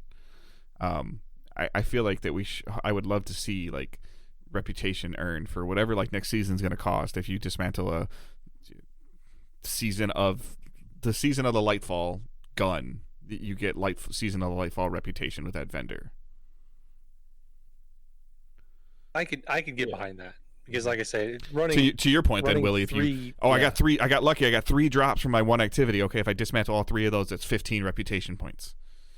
Yeah, you saw the needle move a little farther closer to your next engram, especially if it's only way to earn those engrams is by doing that activity. And it makes you feel like I can go one more. I can do one more, because I've seen progress. I've seen that, like there's that endorphin rush of more. Or when it gets like when it's like, oh, I'm 15 reputation points away. Like, okay, I'm going to do one more before I go to bed. Right. So then this gets into Vanguard and Nightfall focusing. Season 20 next season, Zavala will offer the ability for players to focus Vanguard weapons and armor. Vanguard will be the final, the core rituals to get the engram focusing option. So we're going to get Vanguard engrams. Vanguard engrams will be a virtual currency and will live exclusively on the rank progress bar of Commander Zavala. So to your point, Wyatt, it'll work similarly to Shaxx, where you won't have these engrams in your inventory. The vendor holds them. Vanguard engrams may be opened individually by players directly on Zavala. That phrase sounds bad. Open directly on Zavala. They just mean it works like it does now, instead of, I know. You click on it, there just it is. Crack engrams over his head. Like so then Vanguard gear focusing. You can focus Vanguard engrams directly into either Vanguard armor or Vanguard weapons. I hope that they up the stat rolls for focusing on armor, because that's terrible with Drifter and Shaxx. It's awful. Yeah, I don't even know why it exists. Right. I think it's only there. I really only think it's there for people who didn't play the first 3 years of Destiny, and they don't have those cosmetics. But even then, it's a 52 stat roll. Focusing regular armor, not legacy armor to unlock it, but just the regular armor, you can't do that until you've at least earned it in game from like playing a strike and getting it to drop. So the only reason to focus it is for a different stat roll. And if it's not high stat, right, what's the point? Yeah. Right. So if I'm gonna sit there and do 20 Nightfalls, and I'm gonna have like 10 engrams in my thing, and I want to get a better pair of gloves or something like that, especially now, like I just said, if you running those 20 Nightfalls, I'm not gonna get umbrals to drop that I can use at the vendor that I want to, that I know is gonna give me high stat, i.e. the war table, for whatever asinine reason is the best place to get armor from in the game right now, which is going away in a month. Right. Well, you know what? That would be interesting. I don't know if they'll do this, but like with the current way that the ranking up with like Shaxx and Zavala work is, as you get like resets, when you get a weapon, you have a chance of getting an additional perk on those. If you've reset Zavala 3 times, you can get higher stat armor. Yeah. Yep. I mean, that could be a way to do that, to let people who only play Strikes or Crucible like get access to that. Yeah, that's a good point. But they haven't talked about that. I mean, I hope they do that, actually. That would be a very good way to expand that. Yeah. Because again, it would, sometimes like, I'm just going to play Strikes because I know I'm really close to another rank reset, and we already play a bunch to get the. I think for the most part, people play Strikes to get the ritual weapon, anyways. Like that's the fastest way to get it, at least for a PvE player that doesn't enjoy Gambit or Crucible. Yeah. Crucible, I usually get it first, just because usually it's like a double rep weekend on Iron Banner, but that's a whole thing. That's not the case anymore. So Vanguard armor available in season 20 there's a whole bunch of sets. There's one set. I don't know armor well enough to know what this set is or isn't. I'm assuming this might be a new set. This was actually the photo suede set was actually the Beyond Light. Oh, okay. Set. And then they're allowing you to specifically focus a lot of Vanguard weapons. Xenoclast is a shotgun. Third Axiom is a pulse rifle. Royal Entry is a rocket launcher. Empty Vessel is a grenade launcher. Punching Out is it's a solar sidearm. Sidearm, yeah. For Tizimo 11, I don't remember what that is. Strident Whistle is a bow. Pure Poetry is a hand cannon. Prolonged Engagement is a SMG. So this is good because there are situations where, like if you're really looking for depending on the perks, like you'll see a lot of people that'll be like, hey, Royal Entry has a great new like loot table, so you feeling like you can focus on that, looking for something specific. Empty Vessel, there's very few solar breach load grenade launchers out there. And so there's a couple weapons in here. The Strident Whistle is a bow that can roll incandescent, at least in its current state. So there's a lot in there. Prolonged Engagement's a very good stasis SMG, depending on the perks you can get, and hoping that it drops at the end of a strike right now is not as terrible, but the loot pool or the perk pool on it's so large. Being able to focus this for other multiple perks for multiple rank lockups or setups would be nice. And they're bringing a couple other weapons back that you can focus over the next couple of seasons. So the thing I think that would be intriguing to most of us, the players that are kind of play a long time, play a lot of the end game, is the Nightfall weapon focusing. Nightfall weapons must have been acquired from the Nightfall strikes at least once before being able to focus. So if you're going for like Horror's Lease Pulse Rifle, you have to actually have it drop for you once. It's going to cost you 1 Vanguard Engram, 20,000 Glimmer, and 50 Legendary Shards. And then, so the Nightfall weapons that are going to be available to focus in Season 20, Malicious Birthright, Mindbender's Ambition, Wendigo would be a big deal. Hung Jury is a big deal. I think the Swarm could potentially be a big deal. I don't really care about the Buzzard as a sidearm. I don't know if you guys have any different feelings on these weapons. Well, I'm right in line with you. This Buzzard doesn't excite me. The Swarm doesn't excite me. Wendigo and Hung Jury are about the only ones that I would look for. Mm-hmm. Which also helps with now there's a weapon rotation. So like we run into situations where it's like last week it was double loot, but the weapon drop was terrible. But people did it because of the strike was relatively easy. The loot, the amount of stuff, the materials you could get was doubled, and then so the weapon was just like an afterthought. Versus when you get double loot or double rep and you get a Wendigo and an easy strike, like now you'll earn material to then you can spend the time like focusing on Wendigo if you want. Yeah, I'm actually a little curious about Swarm and Buzzard just because. I mean, I don't know, it's a little off topic, but they have talked about rebalancing all the heavy weapons. Mm-hmm. Well, Swarm's a heavy, Buzzard's not. Yeah, no, but Buzzard, but I mean that's why Swarm. Buzzard, I'm just curious about just because it's like it seems a weird choice to make that like an adept weapon now. Mm-hmm. And I am curious what they're gonna add to its perk pool that might make it interesting, but that's just pure speculation. Kind of Adagio Incandescent or something, or I mean like Desperado Incandescent or something. So then Adept Nightfall Ciphers. So this is kind of what Willie was alluding to a long time ago because we've been recording for a little while. So when completing Grandmaster Nightfalls, which is arguably supposedly the hardest content in the game, in addition to previously existing rewards, players will also acquire an Adept Nightfall Cipher. The number of ciphers that players can earn depends on whether the players qualify for platinum, gold, or silver rewards at the end of the Nightfall. Those ratings are based on how many champions you kill. Number of ciphers awarded per GM Nightfall completion. Platinum is 2, gold is 1, silver is none. I think for the most part, our crew is used to explaining to get platinums because that's usually how you get the best. That's how you get the exotics to drop, I believe, at one point in time, or they had a higher chance of dropping. So exotic armor. And then for a deeper breakdown, a Nightfall weapon is at 1 Vanguard Engram, 20k Glimmer, 25 Legendary Shards, no Adept Nightfall Ciphers. To get the Adept Nightfall weapon, it's 3 Engrams, 50,000 Glimmer, 50 Shards, 10 Adept Nightfall Ciphers.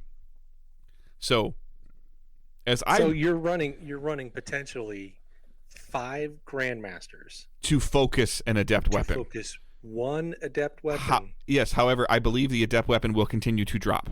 I think the rotation will still stay in place. The weapon rotation will stay in place, and you will get these ciphers. Because you have to...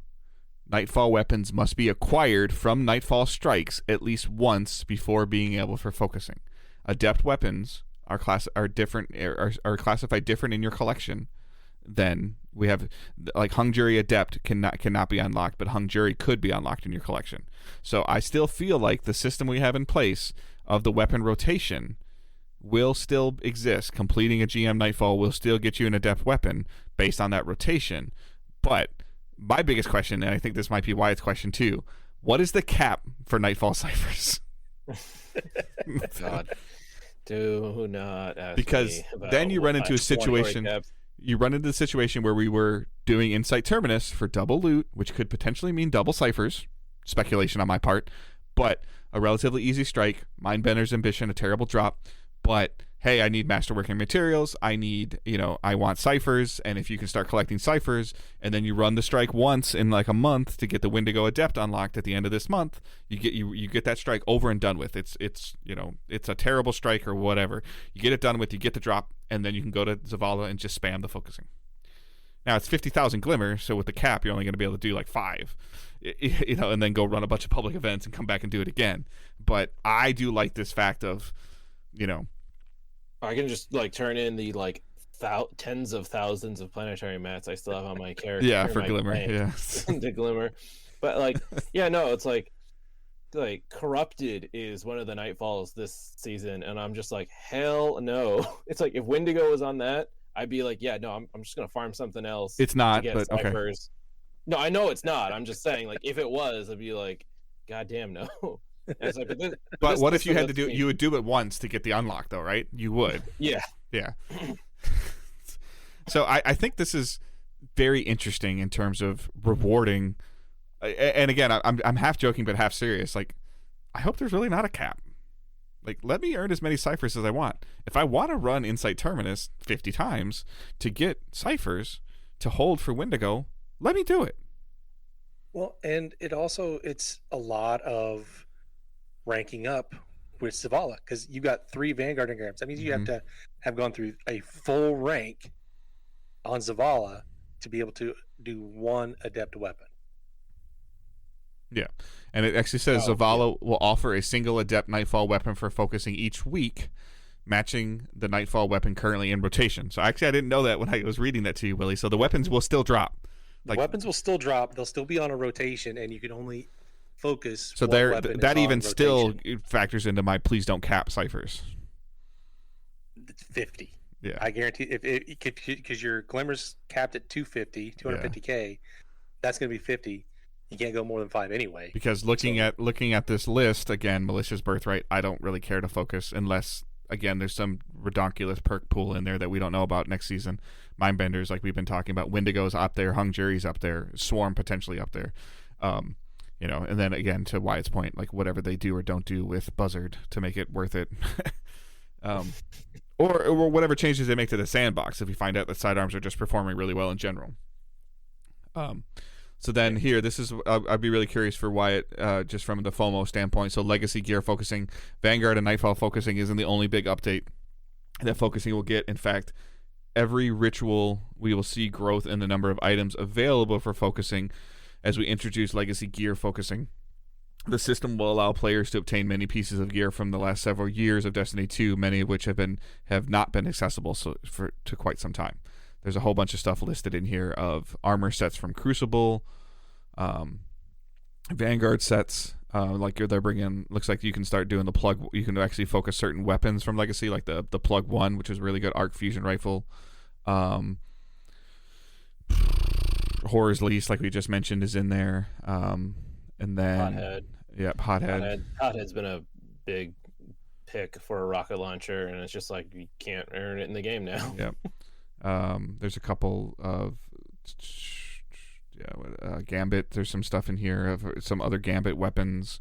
Iron Banner they're doing is getting similar with the Wristwalker was recently retired. Peace Bond I believe was recently retired. So like, what's your initial feel on this? Because I know like FOMO was kind of a big deal for you, where like you're never a fan of the game punishing you for taking 3 or 6 months off.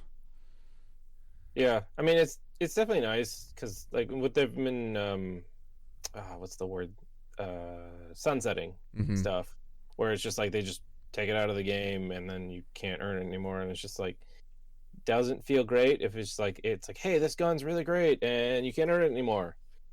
So at least with this, it's like with legacy focusing, it's like, yeah, it costs more to do it versus if you if it's like the current weapon pool versus legacy, but at least it still gives you an option to try to still get it, where it's like, and it's like, because it's similar to how they do weapons for Strikes, Gambit, and Crucible now, where it's just like they'll add one new weapon like the Stasis SMG for Strikes, and it's just like that one will drop like every time your weapon drop, like 90% of the time that's what you'll get, versus any of the other weapons in the pool, because it's like, hey, it hits the current one, so we'll give you a lot of chances at it, but it's like once it stops being the current one, well, it could still drop, but it's like not as much, but it's like it'll be the next weapon that's new that'll have a high chance, and it's like, and that'll be there for the regular focusing costs, and then they also they'll have the legacy pool, which is even like, longer. It's like more cost to focus, but it's still there. Yeah. All right. Just to kind of wrap this a little bit, I do want to talk about something that we don't really play, but I think that they're looking at getting some more people in this playlist, and that's like the Trials of Osiris, which is the competitive PvP. It's getting it already has somewhat of a similar focusing system, but the biggest thing that I'm waiting to hear some clarity on is here, and again, we'll link these articles in the show notes, guys, if you want to read what we're going through a little bit, but there is a depth weapon focusing for Trials of Osiris. There currently is already a depth weapon focusing with a flawless ticket. Their wording in here is very weird to me, where it says 7 win tickets, so which means you could lose 100 games, and as long as you get that 7th win, you now will be able to go after some, I think, hopefully, some adept weapons. I got a little confused here where I'm like, 10 adept Nightfall ciphers. Can I focus Trials with Nightfall? But in this thing, it says adept weapon focusing for Trials of Osiris and Nightfall weapons will see the following costs. So this was actually on the Destiny 2 team Twitter. Someone asked about that, and they responded with, Trials adept focusing requirements remain the same as previous seasons. You must go flawless that week to focus the adept weapon. Okay, so that's unfortunate. So yeah, I mean, you still have to go flawless to unlock it, but it sounds like, I mean, once you unlock it, you just need a 7 win ticket to focus it, not necessarily a flawless ticket to focus, but... So maybe if you somehow go flawless the first week it's available, but then the 6th week you're not going to do it again, but you've unlocked it, so maybe you can focus it? Maybe? No, the wording is go flawless that week to focus the adept weapon in the tweet. So it sounds like that's still just going to be the same. I thought if they were going to do a 7 win ticket, I thought that would be something that would allow like even players like us to maybe go through the frustration of, hey, let's play 5 or 6 games on Friday. Let's play 5 or 6 games on Saturday. Hey, we got 6 wins. Let's try to get this 7th win so that we can do a little bit of focusing. Like instead of like trying to run a whole 7, trying to find a bunch of tryhards and run a flawless ticket on a Friday night or something like that. Like, hey, let's get 3 wins on Friday. Let's get 3 wins on Sunday. All right, let's get 1 more win on Monday night before reset, and let's do a little bit of focusing because there's a really good shotgun that's like available right now or something. So well, and even this, and I can't remember if you can focus weapons that you did not earn in game, but maybe because I never got a Shire's Wrath or Reed's Regret or Nish's Embrace. I never got those weapons. If so I play a little bit of Trials, right? If you they're not available for focusing if you haven't unlocked them yet, but you can like get the Trials Ingram and unlock it with Shax, and you have a potential to get something you don't have, and then you can focus, or with Saint, and then you have a potential to get it. So that might entice me to play Trials, but I'm also not a fan of beating my head against the wall. Right. So like Trials for me is I can leave it, and I'm not really missing those weapons because I've got a good linear fusion rifle, I've got a good scout rifle, and I've got several decent SMGs, void SMGs. Yeah. So I think they've done a really good job of balancing that out a little bit, where if you want to play Trials, you can get some really cool stuff from there, but if you don't feel like you're handicapped because you don't have a Stasis Reed Regret. You know, like there's like, and then that kind of goes back to like the beginning of the show we were talking about of like, okay, like, you know, it used to be like Galahorn or it used to be sleeper stimulant, and now it's like, okay, just do you have a good rolled linear fusion? Yeah, it's arc. That's fine. Like linear fusions are doing really good right now. So like that's do you have a rocket launcher with tracking? Yeah, I got this. You know, I got truth. Okay, you'll be all right. Like we'll get through it. You know, like, and it used to be like, it used to feel like, come on, man, just put your Galahorn on. I don't want to. Yeah, but we really need you to put Galahorn on to get through this. Or, you know, like, oh, just put sleeper on. You know, like, and that used to be kind of frustrating. To now, it's, you know, like it's a little bit more balanced out of like, hey, I have this, and this. Yeah, sounds good. Yeah, you don't need the gun. You need a reasonable facsimile of the gun in order to do well, to help your team and not be dead weight. Yeah, and then there's a bunch of stuff on here where they're saying we're adding stuff and removing stuff. So like a couple guns here, a couple guns there. So like Buzzard and Swarm are being added. DFA and Horror's Least are coming out. Iron Banner's getting. I can't remember what some of these are. The Jarkin's Claw. I feel like we just had that. Was a year one weapon. Oh, was it? Okay. Yeah, I went back and looked through collections on that. It's a year one. Okay. Pulse rifle. That's cool. That I mean, they're doing some of that stuff. I don't remember what the Immortal is either. So an SMG from that's Trials. New. Okay. That's not. Yeah, that's a new weapon. And then Astral Horizon coming back is kind of cool. So there's some stuff in here of like bringing stuff in, taking stuff out, and I have a love-hate relationship with that. I love that the fact that they're rotating things and trying to give these ritual activities like a facelift. But at the same time, I'm like, that kind of sucks that that's being removed. If you know, if you weren't a fan of the current sandbox or you didn't really like have time to run strikes this season, like you don't have the chance to get Horror's Least or something, you know.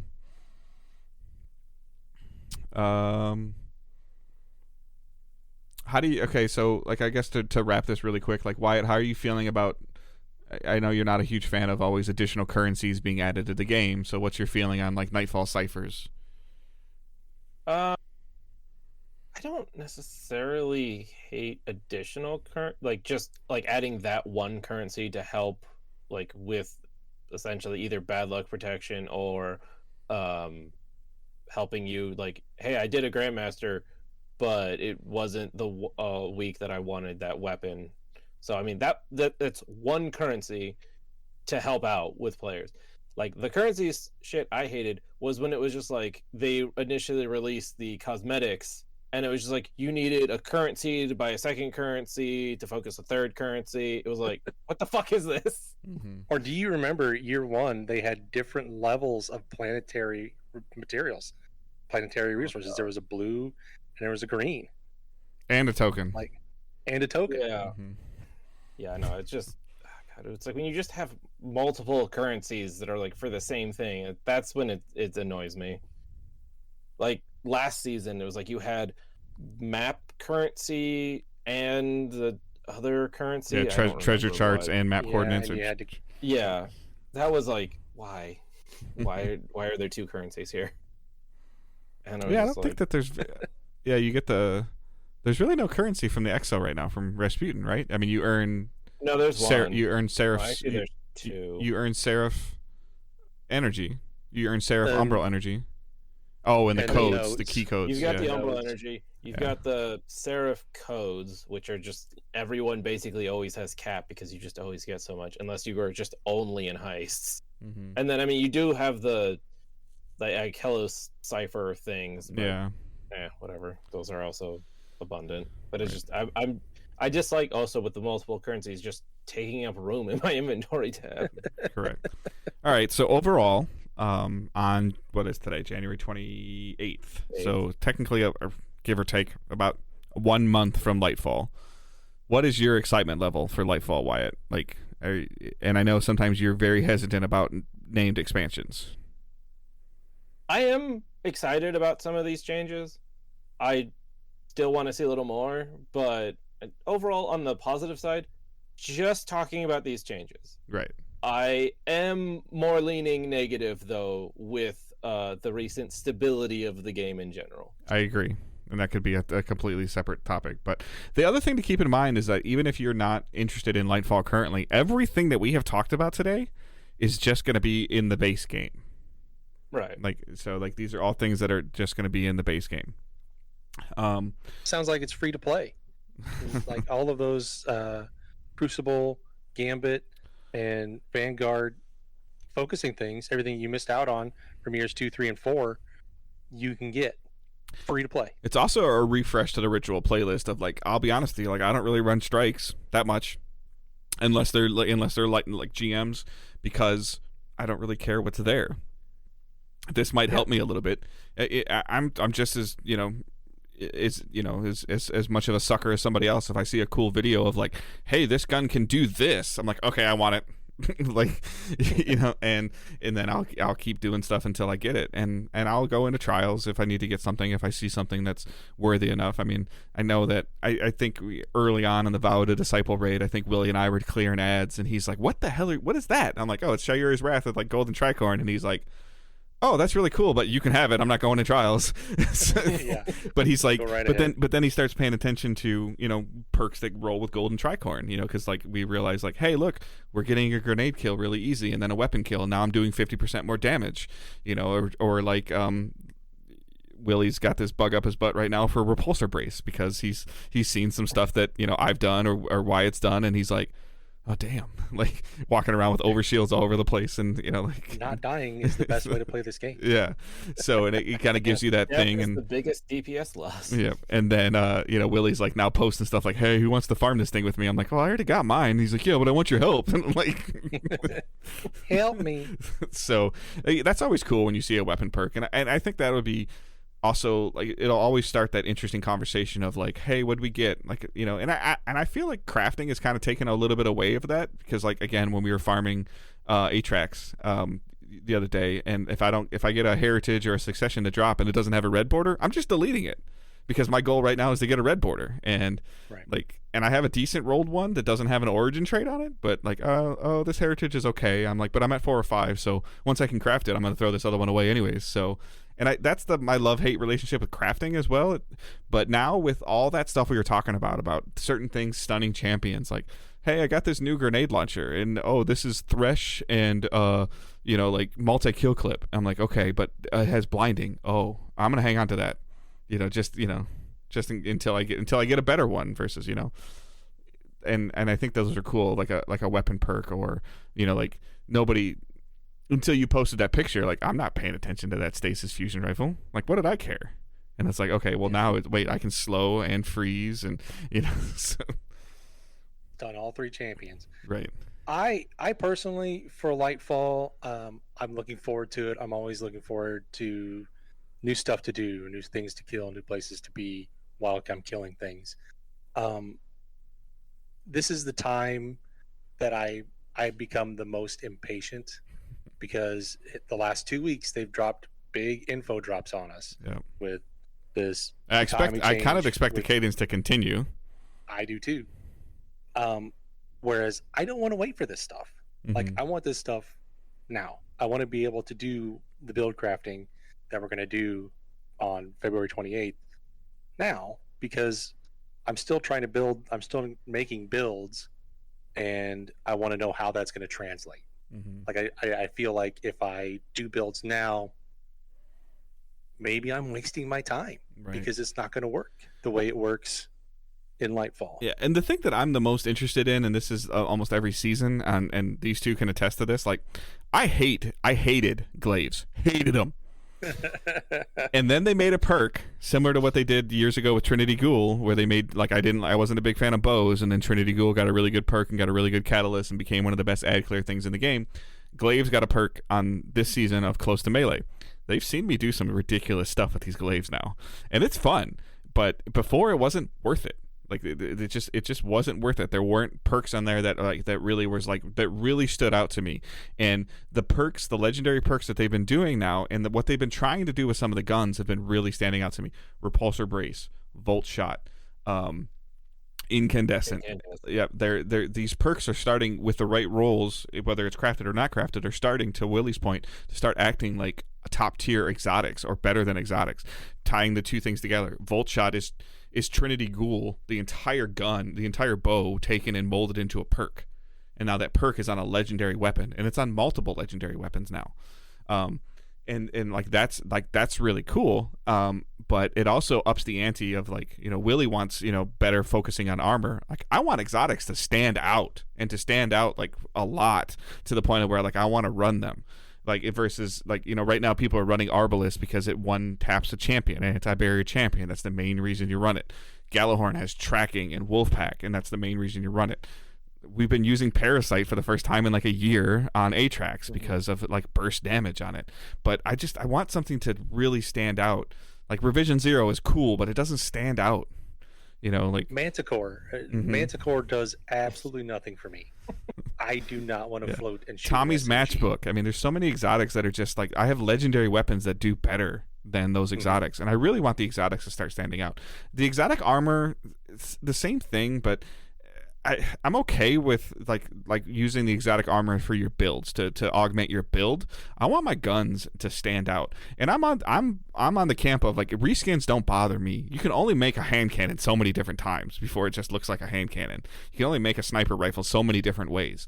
It's the perks and how they function and what they do that, you know, that really, you know, like that really intrigues me. Like seeing a little clip of the Trusty, the Solar Scout rifle that can be crafted from Deepstone Crypt now with incandescent, like we just talked about, and the origin trait, Braytech origin trait or whatever's on it, where you get abilities back, you get ability energy back for every kill you get. Incandescent kills are proccing that origin trait. Like that's cool, to where you can kill one thing, have the explosions go off from incandescent, and kill 6 or 7 other things and get a huge chunk of your abilities back. That synergy is kind of cool. Or watching, watching Wyatt with those stasis gloves and you know, the right perks and a demolition perk on a gun, having, you know, 4 turrets out there and be like, let's see what you can do now.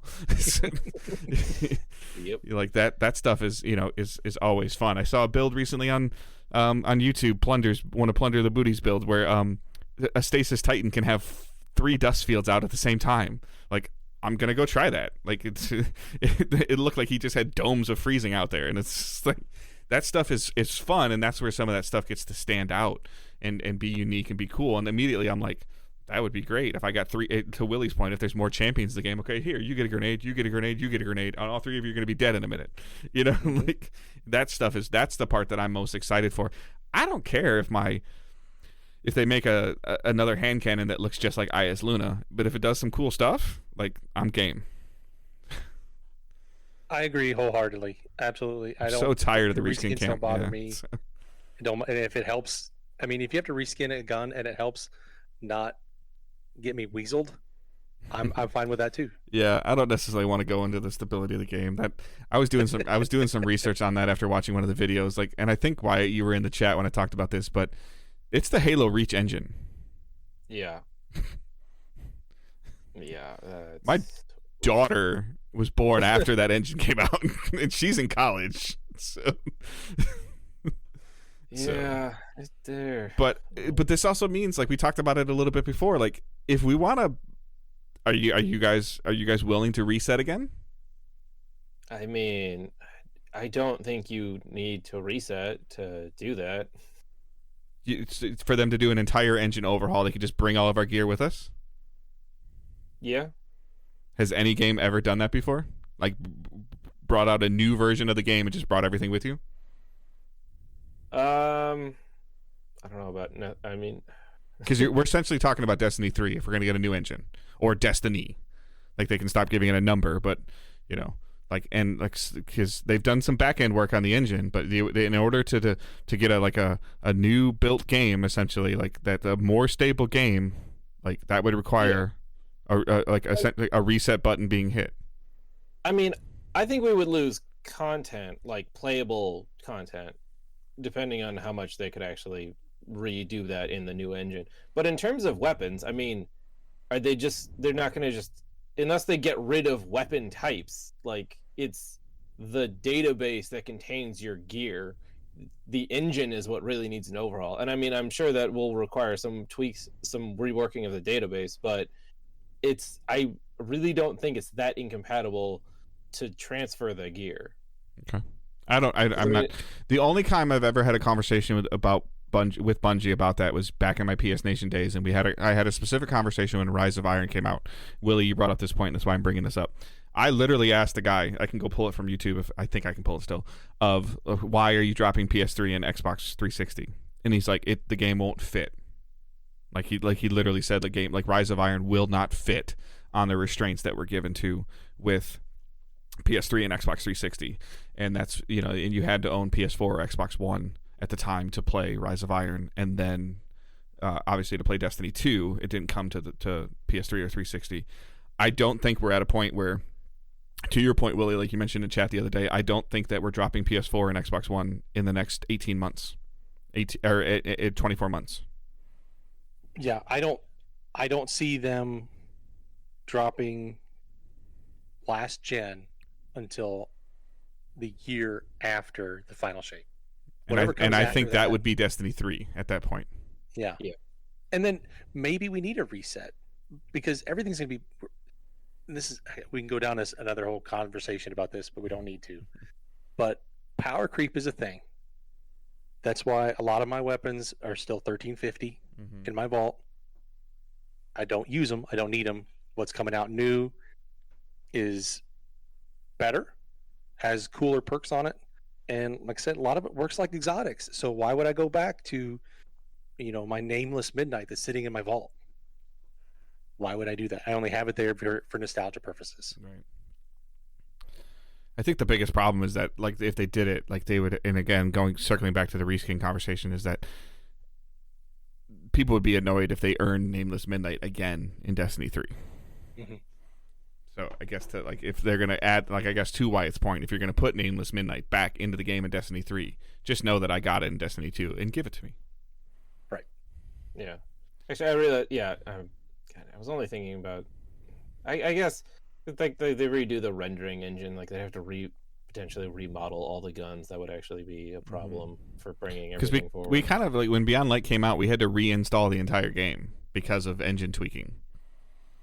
And I feel like I was kind of for and against content vaulting, because when Leviathan was put away and the 3 planets and stuff were put away, the game was performing. Like, I'm talking about from a performance error, lack of errors, lack of issues, lack of bugs. During the Beyond Light year, it was performing pretty well.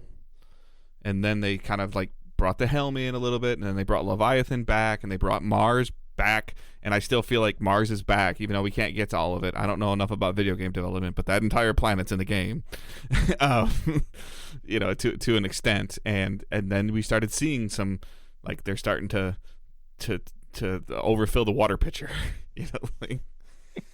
So I'd be curious if I would think that they would talk about it at this point in time, but like, and I know they said they're not going to retire like campaigns, but do we really need to go to the moon anymore? Like, really? Like, can they can let the campaign be there in a quest format, but maybe we don't go and land on the moon anymore. I like patrol zones. I don't understand them. Like, I don't understand where they stand in game. My 9-year-old daughter and I were playing earlier. We went to the EDZ, messed around, let her shoot stuff. It was fun, but there's no point. Yeah. There's no purpose for me there. I have no goal. I want a reason to go to Neomuna after I complete the story. Right. Like, after the first 30 days, 45 days of Lightfall content, like, I don't go to the throne world unless I'm directed to in a quest. And I want, I want to be able to go there for a reason or for a particular thing. Yeah, and they need a purpose. Yeah. I think patrol zones need purpose. I mean, like, I think if again, Willie won't understand this reference, Wyatt, but I want a Court of Oryx. Like, I want a Court of Oryx. What's the one in the Dreaming City? The Blind Well. Yeah, Blinding Well. Yeah, but that was 3 expansions ago. I know. I'm just saying, you give Willie something other than something. That's you're right. I want a Blind Well. I want, a reference that I would get. Yeah, I mean, I want a reason to go there and to do things and to earn stuff. And I think, if I remember right, I think Court of Oryx was the only way to get a class item when we were light level grinding. It was, or something to that extent. One of the few. Yeah. I definitely remember. It was or to get the ghost was the or only something. Encounter in the raid that dropped it, and oh my God. When Ghost used to be part of your power level, Willie. So. Yeah, and hey, remember in Rise of Iron, we did have an artifact slot. Yeah, we did.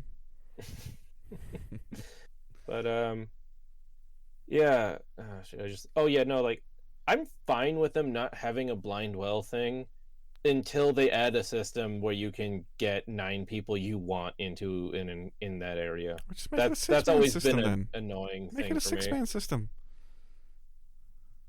Let me go. Let me go to Neomuna with a 6-man fire team. Right, but I mean because that's the problem. Is just like you can only go on patrol with 3-man fire teams, and it's just like it makes doing open world content like harder. Open world content like that hard because it's hard to get enough people. Because you get like one random person walking into your instance and they're like, oh, they don't want to do that thing that you're doing. And well, now they're just like locked out at like 3 slots to try to get a team together for this. All right. So we're over 2 hours. So we're going to wrap this up. So I've had a lot of fun. Yeah. I've got to go feed my family. Yes, I understand. So all females, they're all hungry. So again, feedback is always a big thing, guys. So, let us know what you guys thought about this. If we see more news come out, do you want another one? If you want to, if not, if you thought this was boring, like if we don't want to do another one, but I would love to get other members of the community rotated in around. This is relatively easy to do. So I appreciate everyone listening, and I hope everyone has a great week and is looking forward to Lightfall. So to Lightfall. So keep moving forward. Bye, guys.